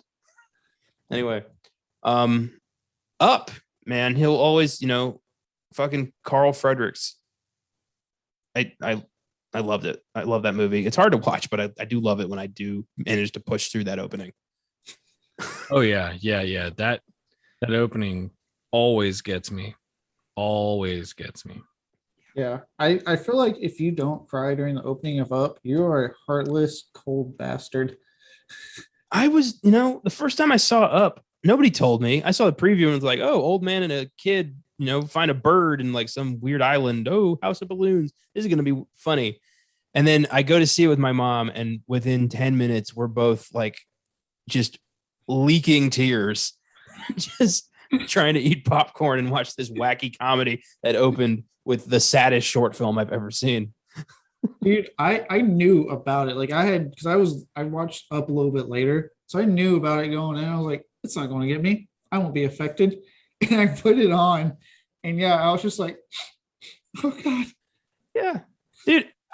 Disney movies just get in, like they just make my tears, like my tear ducts activate. I don't know what it is. Yesterday, I was watching a video of the songs that have won Best Song at the Oscars, and fucking Colors of the Wind from Pocahontas came on. I didn't even like that movie.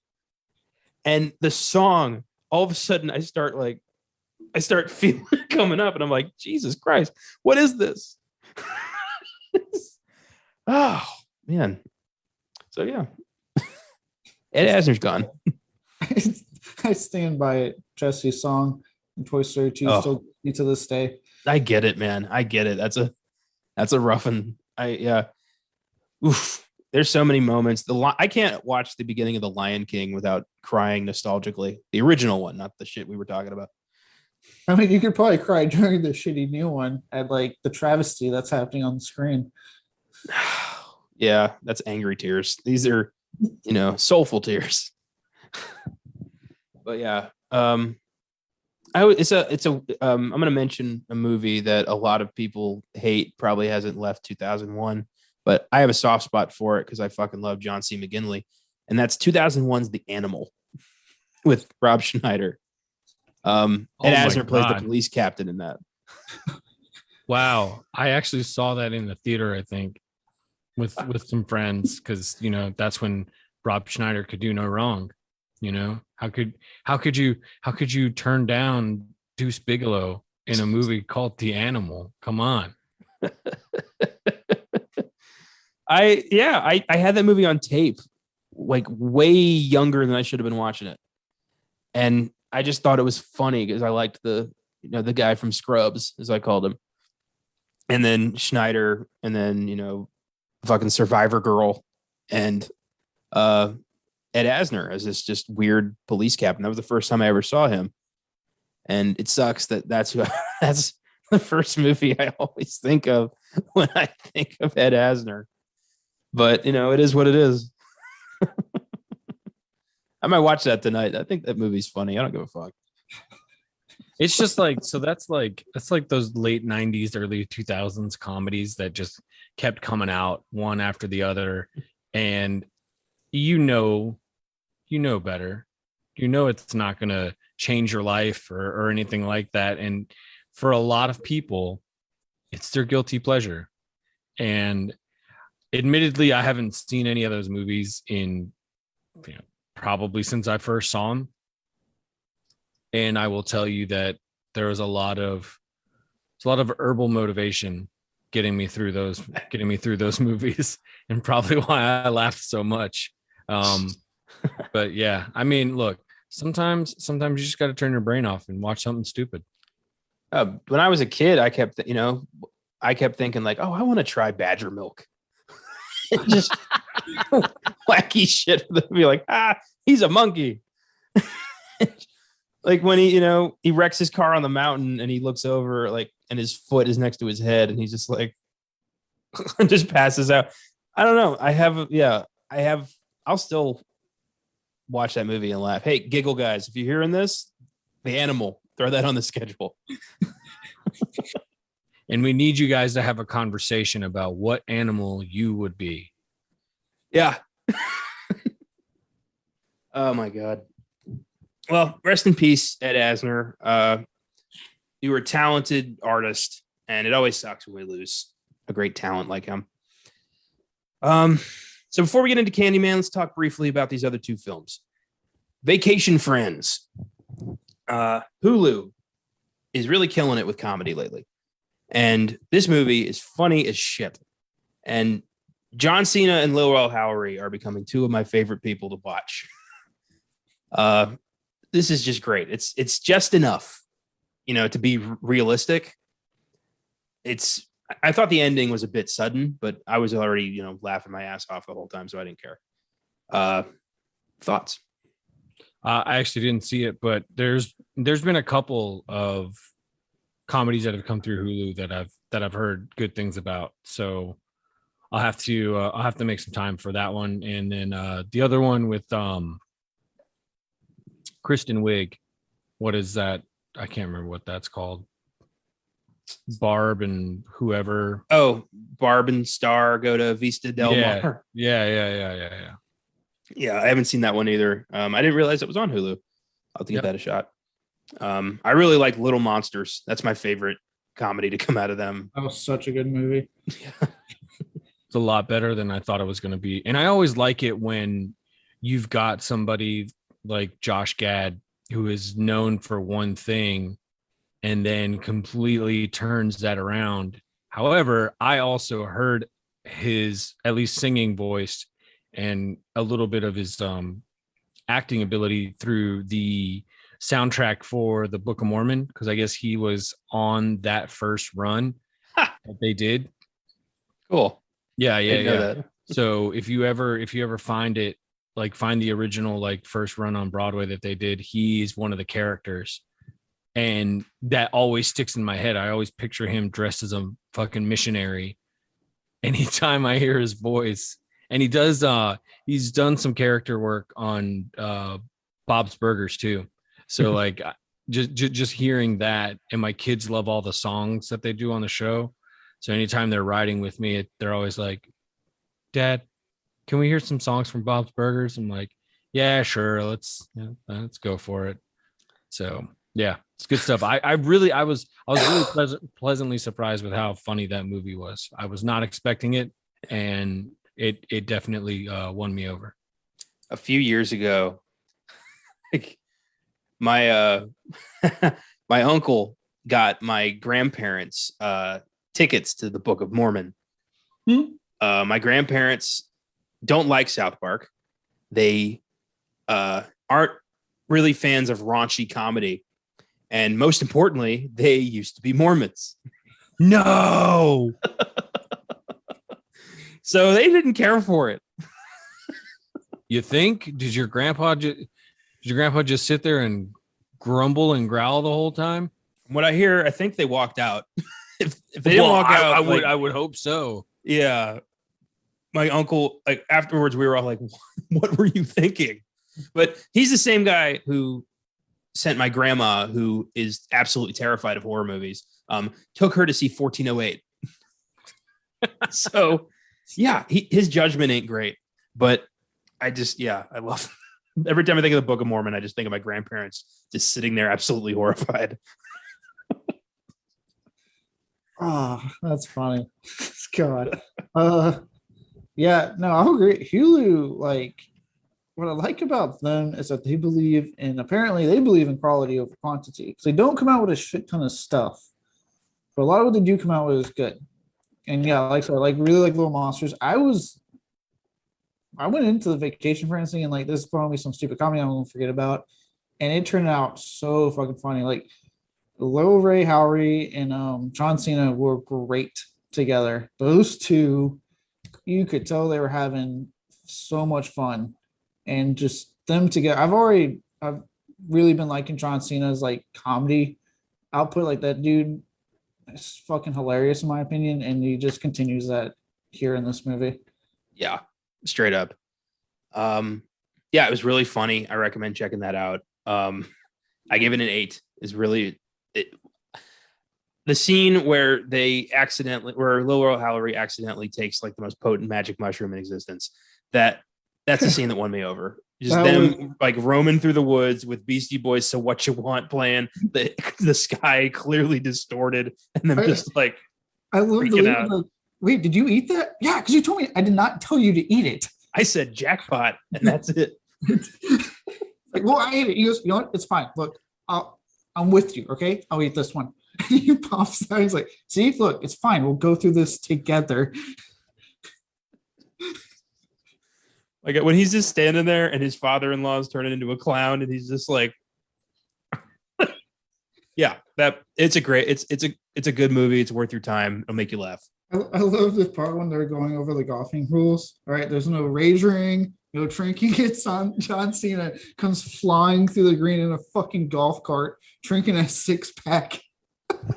The scene that made me laugh the most, I think because of the way it was done, it was when the pawn shop guy is closing shop and he's taking everything very slowly, and he gets to the open sign, and you see the fucking Ferrari zoom by and flip around.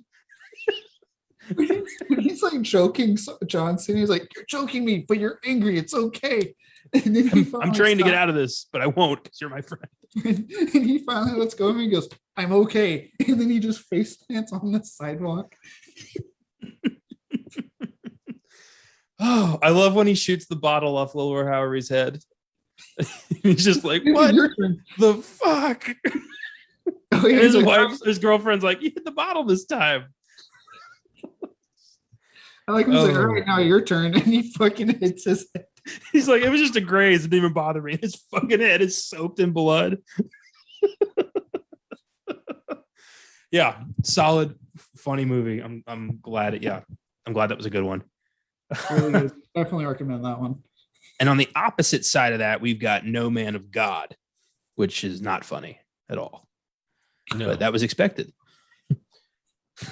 This is the story of a weird relationship that formed between FBI profiler Bill Hagemeyer and convicted serial killer Ted Bundy in the last days where Bundy was about to be executed, and he finally confessed.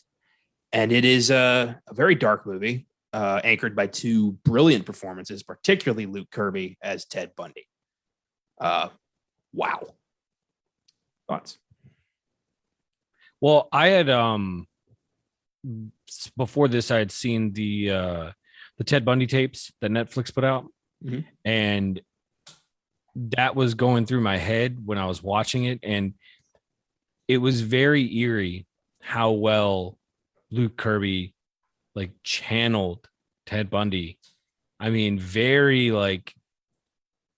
small things that he did, like small details that he did, and it was like it was just so unnerving. And I kind of liked, because sometimes it can be off-putting when they use a mixture of archival video in with a narrative, but I felt like it was just enough to really anchor you into where they were and what was going on.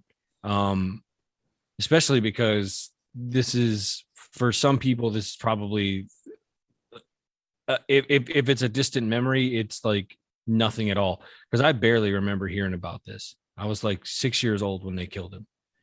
I vaguely remember seeing like the people protesting outside. Because that whole scene that they opened up with Bryant Gumbel talking about that, I don't know if I saw him specifically, but I do kind of remember that, and just how matter of fact and how chilling that was, but also the pure excitement on those people's faces when this monster was just put down. And oddly enough, I had a moment towards the end where what they had done earlier in the film, where Bundy is like trying to talk about the Green River Killer and how he's like, you know, he's just a man, he's not a monster, you know, trying to humanize him. But then like at the end, he's like actually like breaking. He's that the whole facade that he's put up is finally breaking. And then you actually see when he starts talking about the murders that he was committing, it was just like, it totally just shattered me. I was like, oh my God, like you're a despicable human being. Like the whole time he's, you know, defending himself and saying he never did it and all of that shit. And then he just started talking about it like it was nothing. And he remembered every bit of it. And I was, this is fucked. So fucked. Yeah. However, his ego did help in some way in creating some kind of techniques and laying the foundations for a lot of markers that they have for serial killers now. Yeah, very true. I found out something pretty goddamn concerning. My mom and dad lived in the Green River Killer's hunting ground while he was active. They went through the park that he would constantly grab women from. Like they walked through that park all the time. Well, it's a good thing your mom wasn't turning tricks. Yeah, but like to just casually tell me that, like, fuck, man. Like you'd think, you know, active serial killer, regardless of what you're, you know, if you're turning tricks or not, maybe avoid that park. Well, I don't even think like, especially like right at the beginning of what was going on, it wasn't news because of who he was killing, who his victims were. It was just like back page stuff, which is terrible in and of itself. Going through Washington and living there, I was with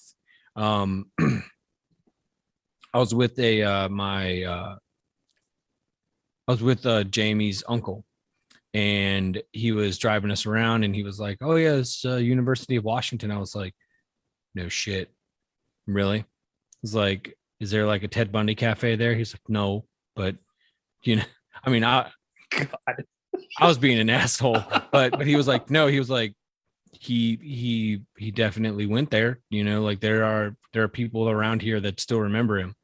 And it's just like, it's just so crazy because that's the kind of thing that should be remembered, because you don't want that kind of stuff to be forgotten, because it's like the worst of the worst of humankind.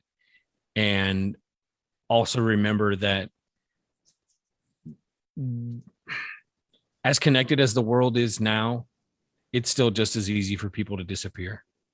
Yeah. Well, like there was I don't know if you guys watched Mindhunter. Oh yeah. Yeah. Good goddamn show. Oh yeah, fantastic show. There's a line that Ed Kemper says in that show where he talks about, like, you know, you're only able to profile the ones that got caught. Like there's so many out there that you're never going to know about. Like, yeah. That gave me goosebumps, man. Yeah. Well, and even like, you know, one of the big things with Bundy, I kind of put it in my review, you know, like he, like you said earlier, like he really led majorly to profiling in the FBI department, because before that they didn't get, and Mindhunter touched on it too a bit, they didn't give a shit about profiles. Like, just catch the bad guy, we don't give a shit, just catch them. Yeah, it was a pseudoscience. Yeah, and it was like, well, okay, but this is the thing, there were, and again, the other thing that Bundy represented, you know, for a lot of these people, they thought criminals and serial and at the time still repeat offenders, because they didn't have a fucking term for it. Were the weird looking guy in the basement. There was a type. He looked like a certain someone. Bundy bucks that trend majorly. He was this charming, suave, handsome man that could blend in with society to an extent. Eventually, it crumbled, but he was able to blend for a long time, and that really pushed forward the idea of like, we have to find a way to profile these people so we stop these serial killers from taking so many lives and it happening all the time. So very major things. I did point out, like, we've had a decent amount of like Ted Bundy shows and movies coming out recently, like a good amount, because he's fascinating. He's America's boogeyman. Yeah. And I think with this movie, what I liked about it so much, apart from the performances, was that it showed more of him, especially when he was locked up, which I think is a more interesting part of the history of Ted Bundy, because that's when you really see him for what he was. And that was, like you said, he was so conceited and trying to claim he never did it. And then towards the end, he finally cracked, because he, like any person, was faced with the fact that now I'm going to die. And I really like that scene when he's like breaking to Elijah Wood about dying, and Elijah Wood finally freaks out on him. Was like, well, what about the girls you killed? Yeah. Did they have a chance? Did they get to call their moms? Like that scene was so powerful to me. That was my favorite line. Like, you get to call your mom. Like, the power of that statement. Just fuck, man. Like you said, the performances, like, I've been a major fan of Elijah Wood's post Lord of the Rings career. I really like what he's been doing on the indie scene. He's phenomenal in this. Luke Kirby, probably as of now, probably the best portrayal of Ted Bundy I've seen and what we've been getting so far. Really liked him a lot. Well, like you said, this version of Bundy is seeing the Bundy that got caught, the guy who's rotting in a jail cell. But I also liked, last couple of years we got that the Zac Efron version, the extremely wicked, shockingly evil, and vile. And that Bundy was very much, the charismatic, I'm gonna win this like version, who was convincing people, because he was so handsome and charming and confident, that there's no way he could have done these crimes.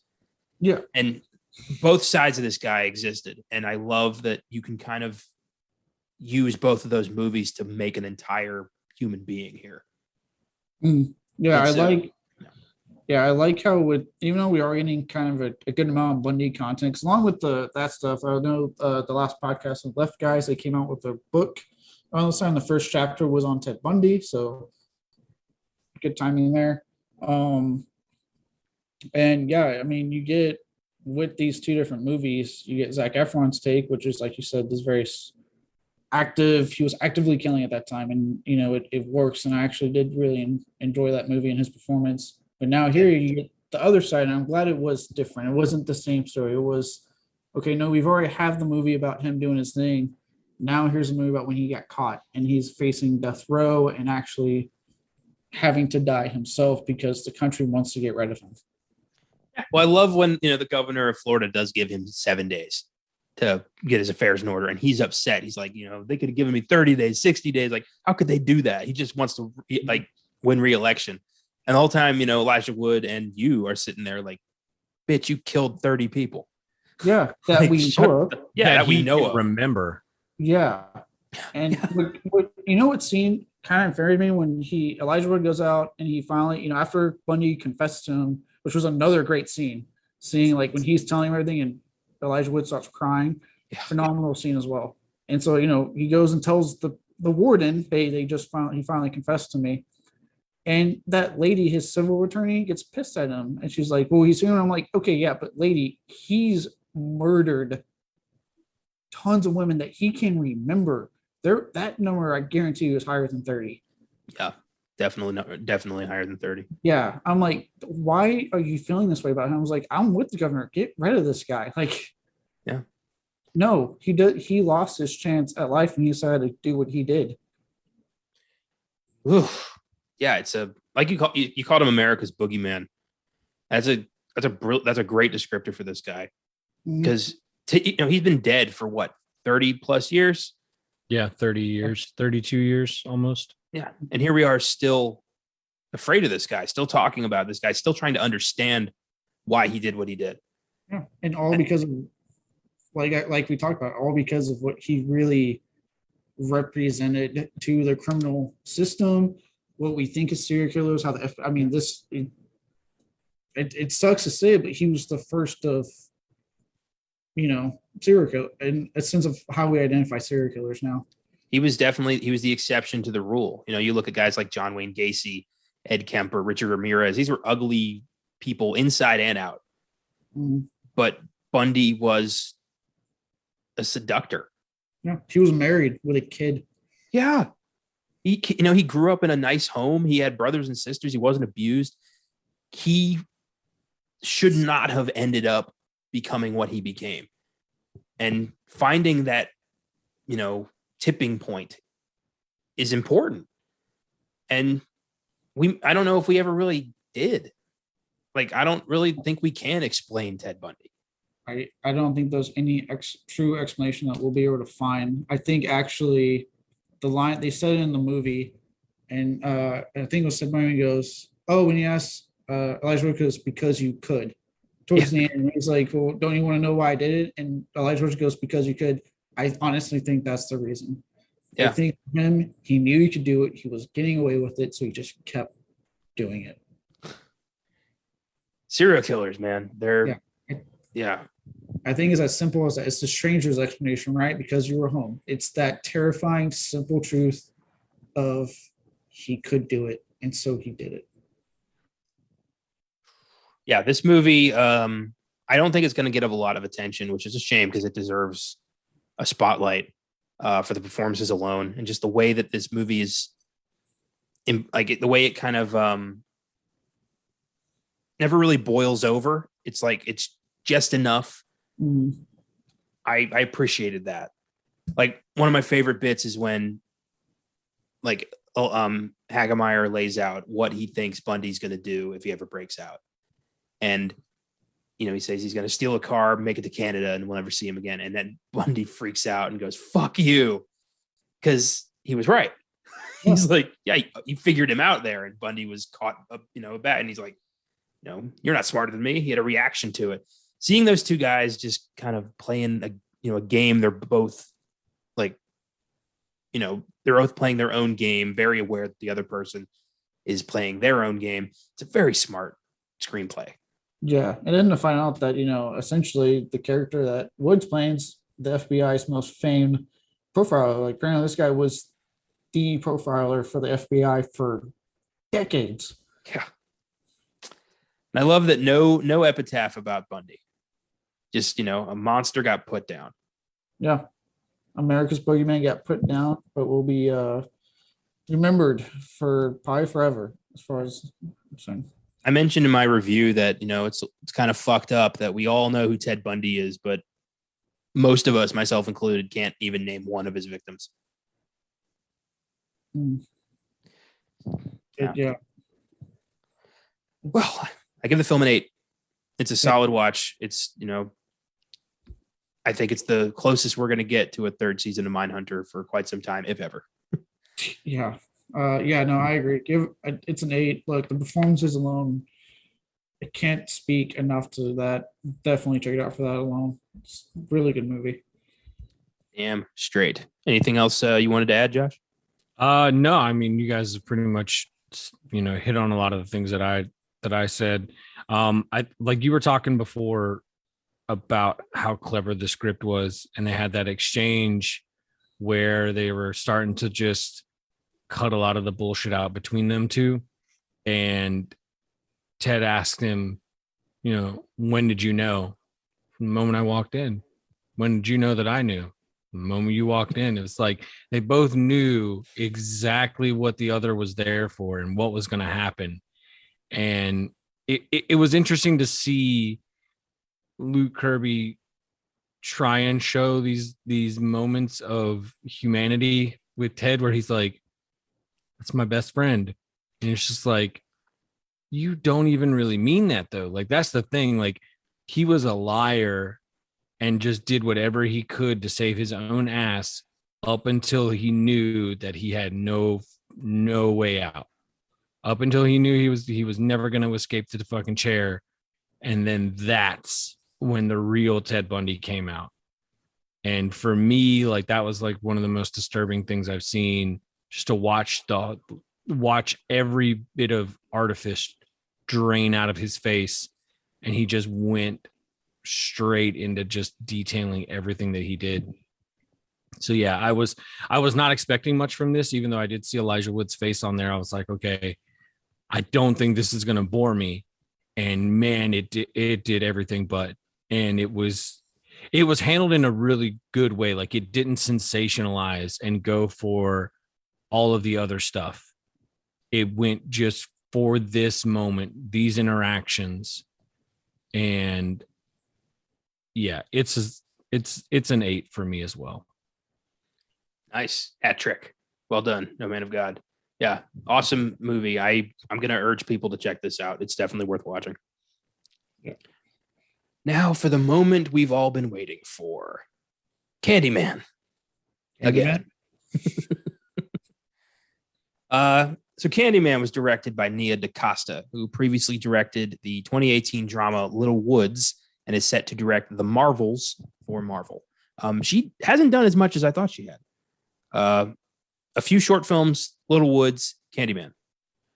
But she's so good. Well, I want to say it's because of the Little Woods that she got this gig. Like they saw that, was really impressed, and then asked her to direct this movie. I got to see Little Woods. At least from what I understand. Yeah, I think her direction and her handling of this story is what makes this work, in my opinion. I think she took such a great direction with this. Yes, and let it be known, Nia DaCosta, like we just said, directed this fucking movie. Apparently, a lot of people online are calling it Jordan Peele's fucking Candyman. He co-wrote and he produced. This is Nia DaCosta's movie, people. Yeah, absolutely. Jesus Christ, people. I hate people. They're the worst. Yeah, apparently there's been like massive fucking debate this weekend about that. And they're like, he produced it. He had a hand in the writing with her, but she directed this movie. I got to say, I was very surprised that you liked this so much, considering how anti-political message you are. I'm not anti-political message. Okay, you need to watch Black Christmas fucking 2019 to understand what I'm saying here. No. I'm not. Well, I know what. Fucking wink, wink, new show. I got my Christmas episode now slotted for you, buddy. Yeah. Spoilers. No, we'll get there. We'll get there. But I am not. I have no issues with. So okay, if it's like Black Christmas 2019, where there was the whole thing was clearly just pushing that agenda, and that was it. There wasn't really any want to try to make a fresh new Black Christmas for a new generation or blah, blah. It was just, let's get this fucking agenda out and then slap a title on that people know. That's when I get angry. Okay. Something like this, where first off, the first Candyman is very much steeped in social commentary. Yes. But it's meant for that. It's meant to tell a story and also make you think. That does not bug me. Romero has done it all the time. Kubrick's done it a couple of times. Like it's been done before, and there's plenty of films I like that. I just tell your story and give me your social commentary. Don't push your agenda. Okay. All right. So you're just anti-agenda. Mostly. Yeah. Okay. But what I'm getting from here is you're a complicated man. Really, status, it's complicated. Do you think Nia DaCosta is going to do a good job with the Marvels? I think so. I think so. I mean, I think for a lot of people, I'm so sorry. I forget the name of the director for the Eternals, but I know she did. Okay. I know she did Nomadland. I know that was probably like for a lot of people, like an iffy pick, because how does Nomadland, from what I understand, go hit Marvel? But from what I've seen, the movie looks really good. That, like I said, I think a couple of weeks ago, that second trailer really got me a lot more interested.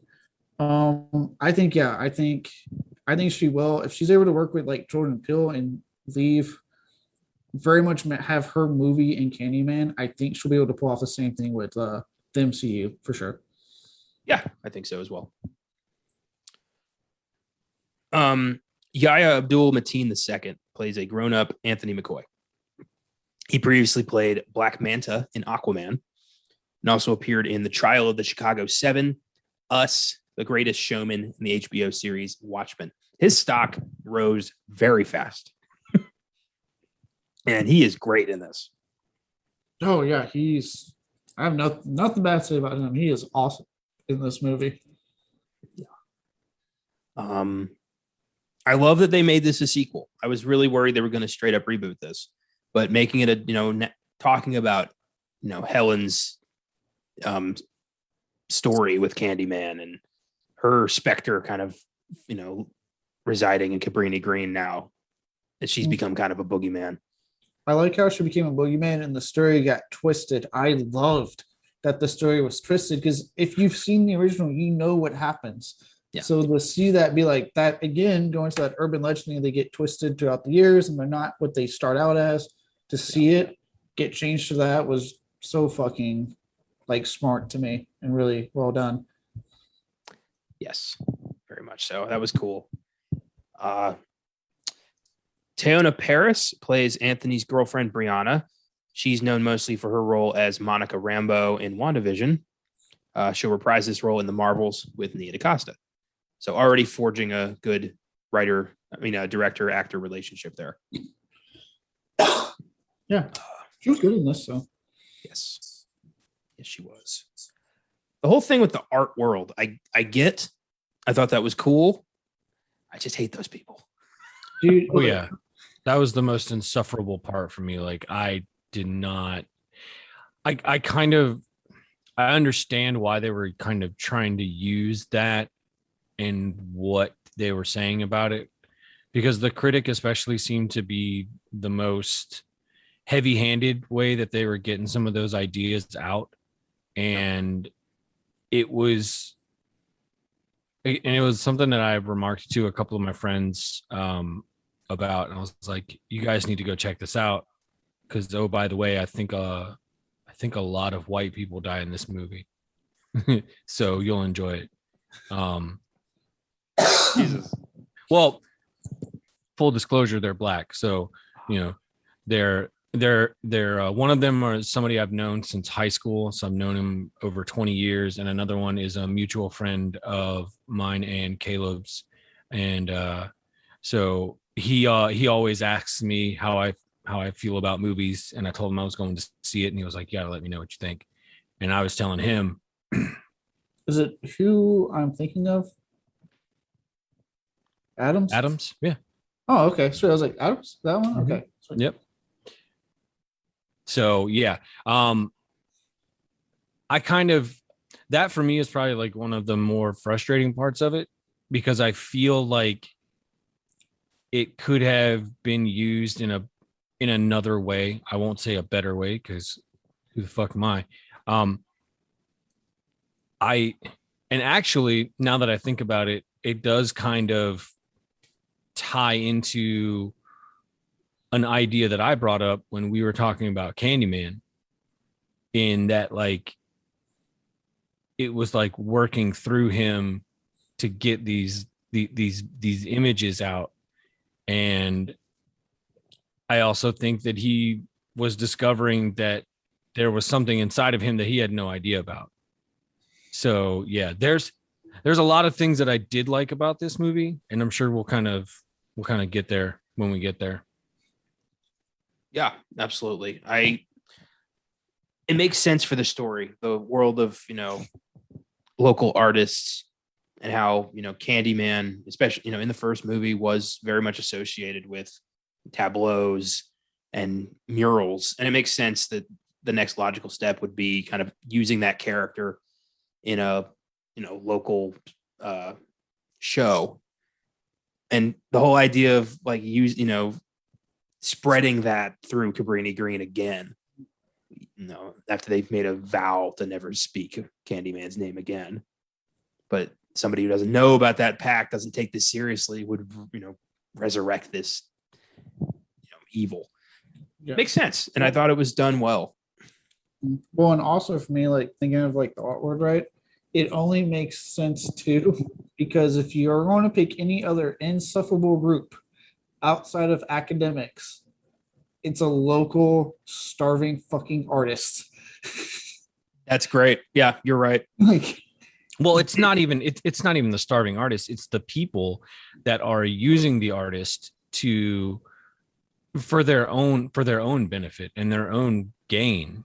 They don't care. Like people that put artists up or have galleries to show their work, all they're doing is trying to make a buck off of them.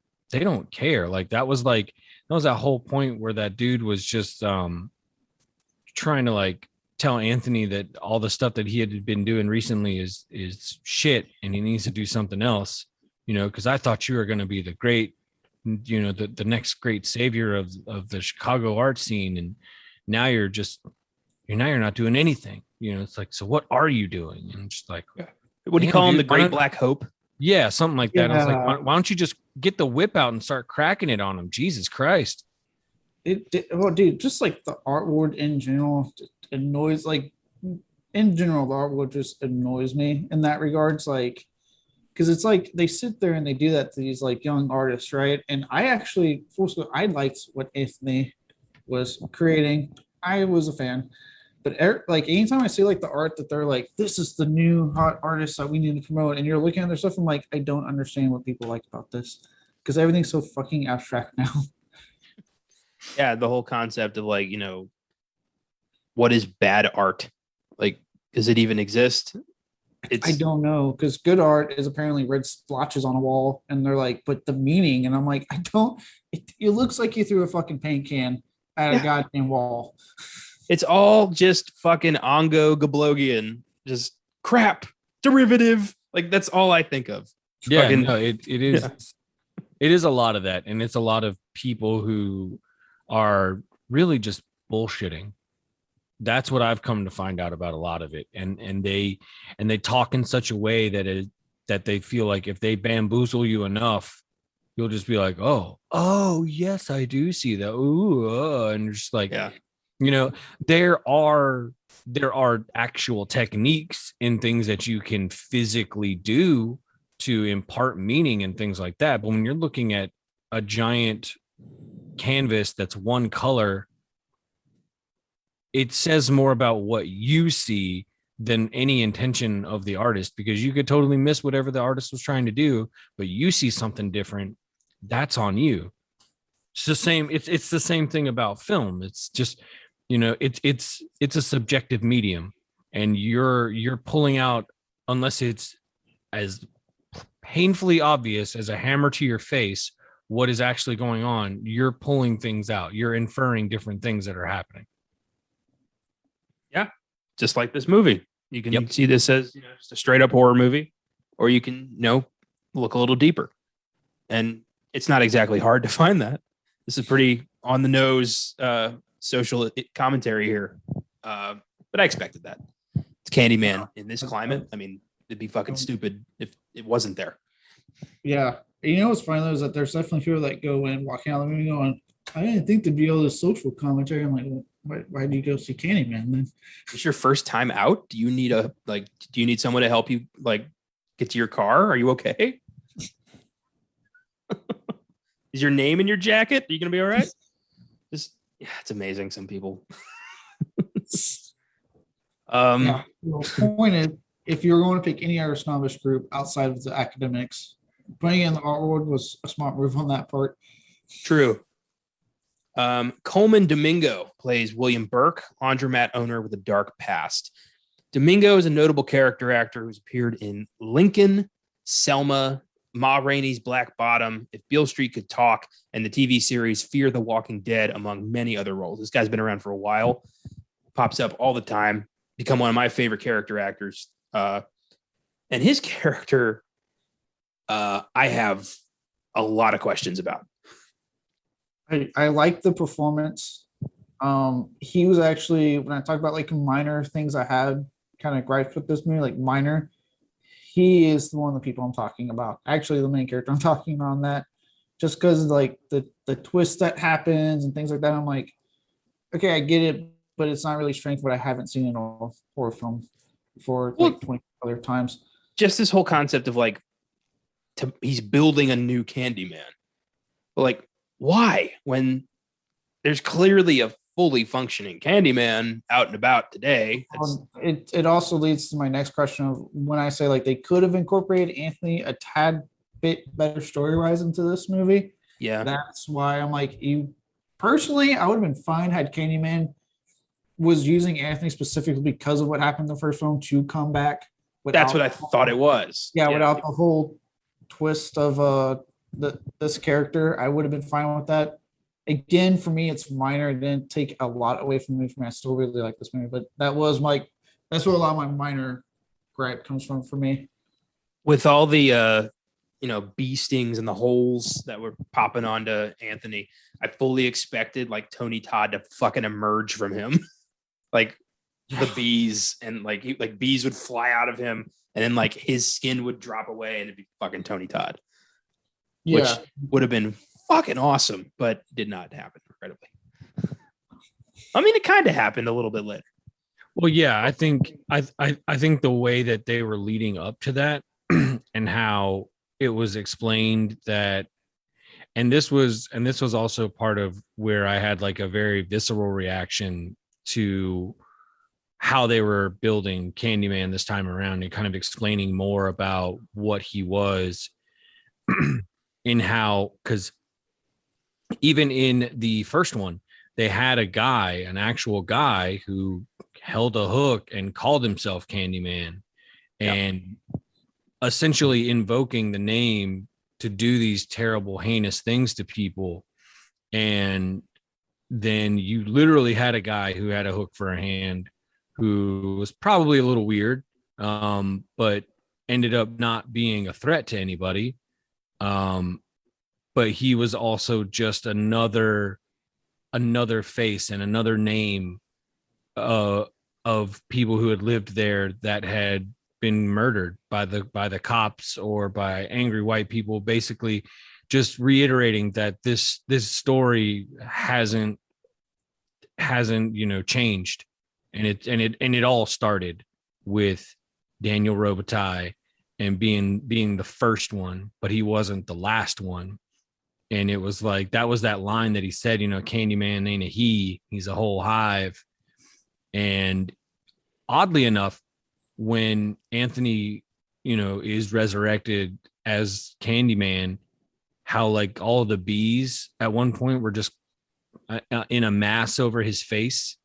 And kind of that was to me, at least, another way that they were kind of showing that like he's just a force of nature.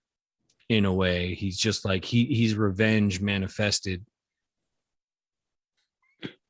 Yeah, that was brilliant.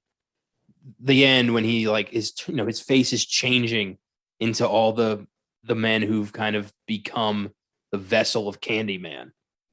That was done really well, and set this up as just kind of a this is an evil that will never go away. This is a stain that can't be erased. This is pain. This is rage. This is fear. And it's coming for you. Yeah. Fuck, man. Like, well done on adding to the mythology. I mean, just like building on something that was already so impressive and interesting, and just doubling down on that. I was in awe for a bit there.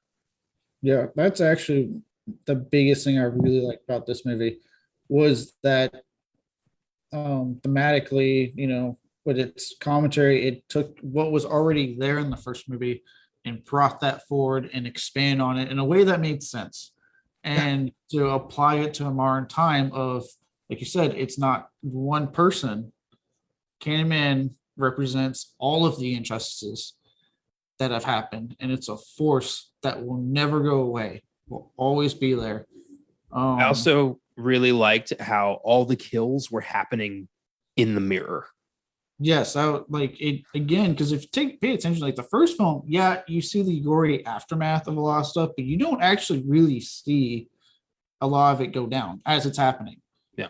And I like how that was another thing that they carried from that movie. Like you really saw things through the mirror, through some kind of reflective surface, and you didn't really see it happening up close and, person. Yeah, you saw the gore. There was gore, but it wasn't, much like the first one was not a Friday 13th style gore. You know what I mean? It wasn't in your face. Yeah, this is very much, every scene is constructed to fit something. I liked how randomly in the background you just see Candyman, like in the background of a scene or in the mirror, like off to the side. Oh, dude, one of my favorites was when he was in that art critic's room, and after she opens the door, she's like, "What's wrong?" And you can see Candyman back there, just a little bit out of the corner, and he just kind of gets out of the frame. Oh, that little moment was really cool. This whole new Candyman, the guy who, the guy with the hook who gave candy to kids, that character was so, I think, unintentionally creepy. Like just the, crawling out of the wall and then giving a kid like some candy. Like that's fucking creepy as shit. Yeah. I would have screamed too. Yeah. Yeah. I mean, look, he may have been innocent, but that is not how you just. That's not how you approach children. Anyone, don't approach me like that. I'm 28. Do not approach me like that. I'm going to fucking punch you or something. Boy, yeah. Great stuff. Finally, we've got Vanessa Williams, who returns as Cabrini Green resident Anne Marie McCoy, Anthony's mom. She's one of the anchors to the first film, along with the voice cameo of Virginia Madsen and a brief cameo from Tony Todd. I love that they just gave Anthony all of Helen's audio tapes because he was hot. Yeah. The lady at the library is just like, "Are you a student?" Mm-hmm. That was really funny. Yeah. And then him just listening to him. I love the whole scene in the elevator when he like sees Candyman in the mirror above him. That was done well. That was another little moment I liked was when he was at his mom's and he was about to say Candyman and she shushed him. Nope, don't say that name. Oh, yeah. Like she's been through some shit. Yeah, like the fear that is still in her eyes all these decades later. Well, goddamn, like I'm really glad they brought the actress back because it makes you really believe that fear in that scene, knowing that, hey, this is literally the same actress from the original film. I love that through the actions of Helen and through, finding her baby again, the neighborhood as one made a vow to never speak of Candyman. Like he's dead. Don't ever talk about him again. And then just a fucking lingering ghost story that never goes away brought him back. And right. Also looks with his social commentary, right? The idea of like, if we don't talk about these injustices happening to a minority group, then it'll just go away. And it's like, nope, it, as the past, I would say year or two, maybe, has really demonstrated it's just exploded. Yeah. You can't bury this kind of pain. Like, just like you can't bury a force of nature like Candyman. Yeah. It's all part of the same story. It finds a way. Yeah. Life finds a way, to quote Jeff Goldblum. Candyman has an IMDb score of 6.5, Rotten Tomatoes score of 85%. It's grossed $27 million so far on a budget of $25 million. Critics and fans alike are praising its atmosphere, performances, and social commentary. I think it's interesting that its scores are already higher than the original. I find that interesting. You don't see that a lot. I think it's because a lot of people might just be latching onto the the timeliness of it.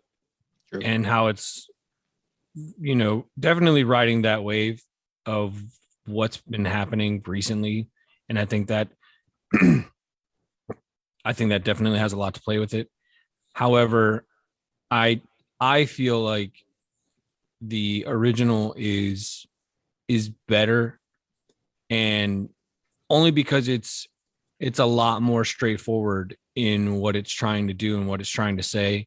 I think one of the biggest things I've seen as far as a criticism of what this movie has is it's a little It's a little confusing. Like it doesn't know exactly what it wants to be at times.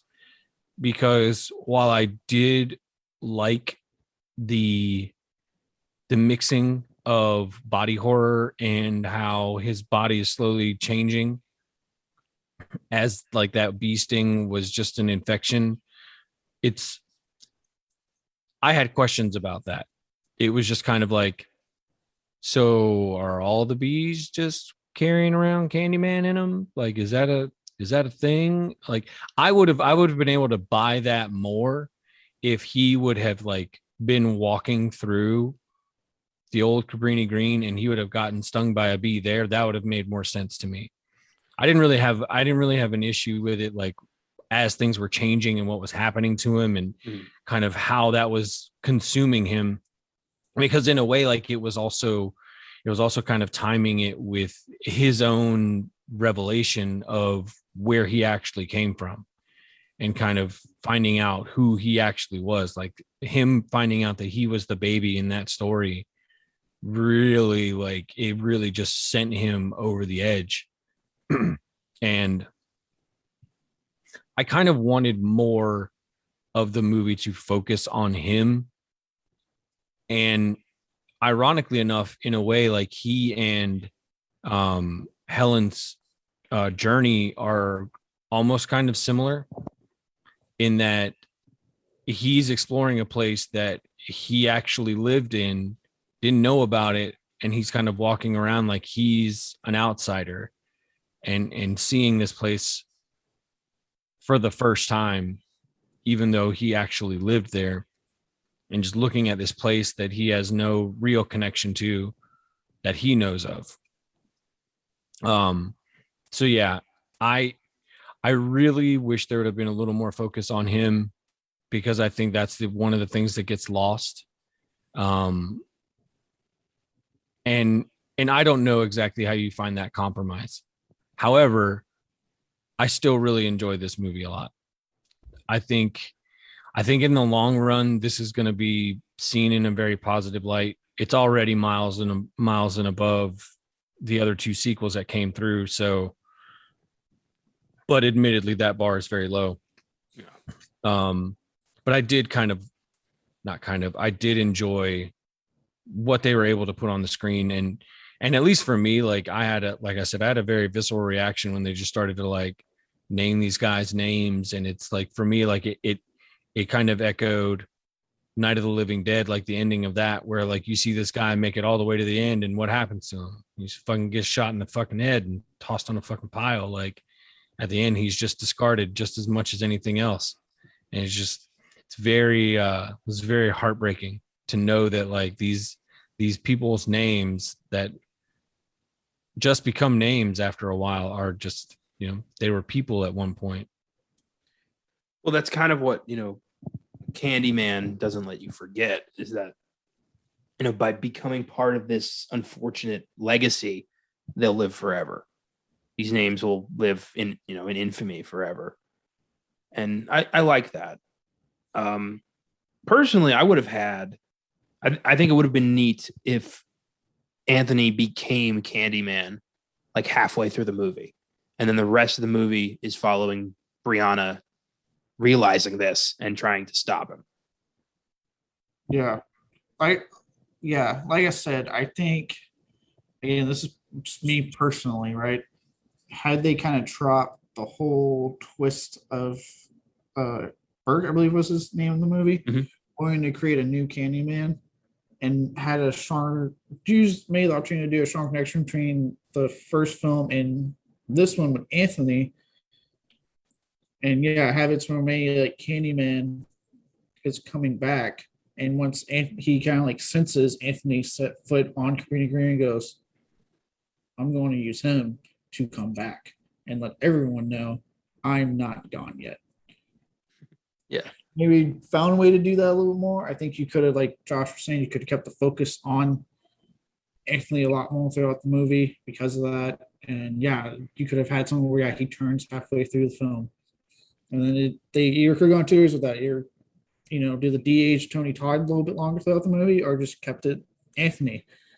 I felt a little, disappointed that we didn't get more Tony Todd. Bringing him back was such a big deal that I was hoping he was going to be in the movie like a little bit more. I think, if we're going to keep Candyman, in the mirror off to the shadows and not see him, fully anyway, why not? You could still have Tony Todd who can still do that. But, I don't know. Yeah. I was mixed. Like, I understand, like, sometimes like the filmmakers' frustration because fans are just so like, we only want this if this actor's attached. Without realizing that eventually these actors age. You know what I mean? Like, yeah. Robert Englund can't play Freddy anymore. As much as I would love for him to just keep on playing Freddy, he can't. And eventually, as much as we don't want it, it's going to get remade with someone else again. It's going to happen, unfortunately. Same with Tony Todd. Like he's aging, he's getting older. But so I understand the frustration on filmmakers with that end, and thinking like we have to, you can't keep using him because there's only, unfortunately, human lifespan. At the same time, it definitely would have been cool to have him, especially because you see that intro where they de-age him, and it's like, well, could you put him in a little bit more than if you were going to go ahead and de-age him? Like, it would have been cool, absolutely. So I see both sides of the coin. I see on a filmmaker's perspective, but also on like the fan of like, yeah, I would have liked a little bit more. Two things I do want to praise. The score is fucking fantastic. Definitely builds on Philip Glass's score, and also, but kind of modernizes it a little bit more. Gives it, it's, for me, it's less the Candyman theme and more of the neighborhood theme. Like, this is the music of Cabrini Green now. It really personifies what this film's going for, big time, and it works really well. Straight up. And then another thing I loved was the puppet storytelling thing. I thought that was so cool and so creepy and so smart, and really added to the whole like campfire story idea of Candyman. Yeah, this sequel really, again, I have not really sat through 2 and 3, but from what I understand, they don't really embrace the urban legend aspect nearly as much. Yeah. But this film goes all in on urban legend, especially with those how they tell them with those little puppets, which was again a very nice little touch that I liked a lot. Yeah, definitely. Anything else you guys want to bring up about Candyman? Not off the top of my head. I like I said, I really enjoyed it. I don't always have high hopes for that kind of stuff, and I think knowing that Jordan Peele and Nia DaCosta especially came through and really made it her own and really put a lot of herself, or at least like her vision, into this, because it was always going to be a challenge to not have people say, Jordan Peele's name and attach it to this movie. But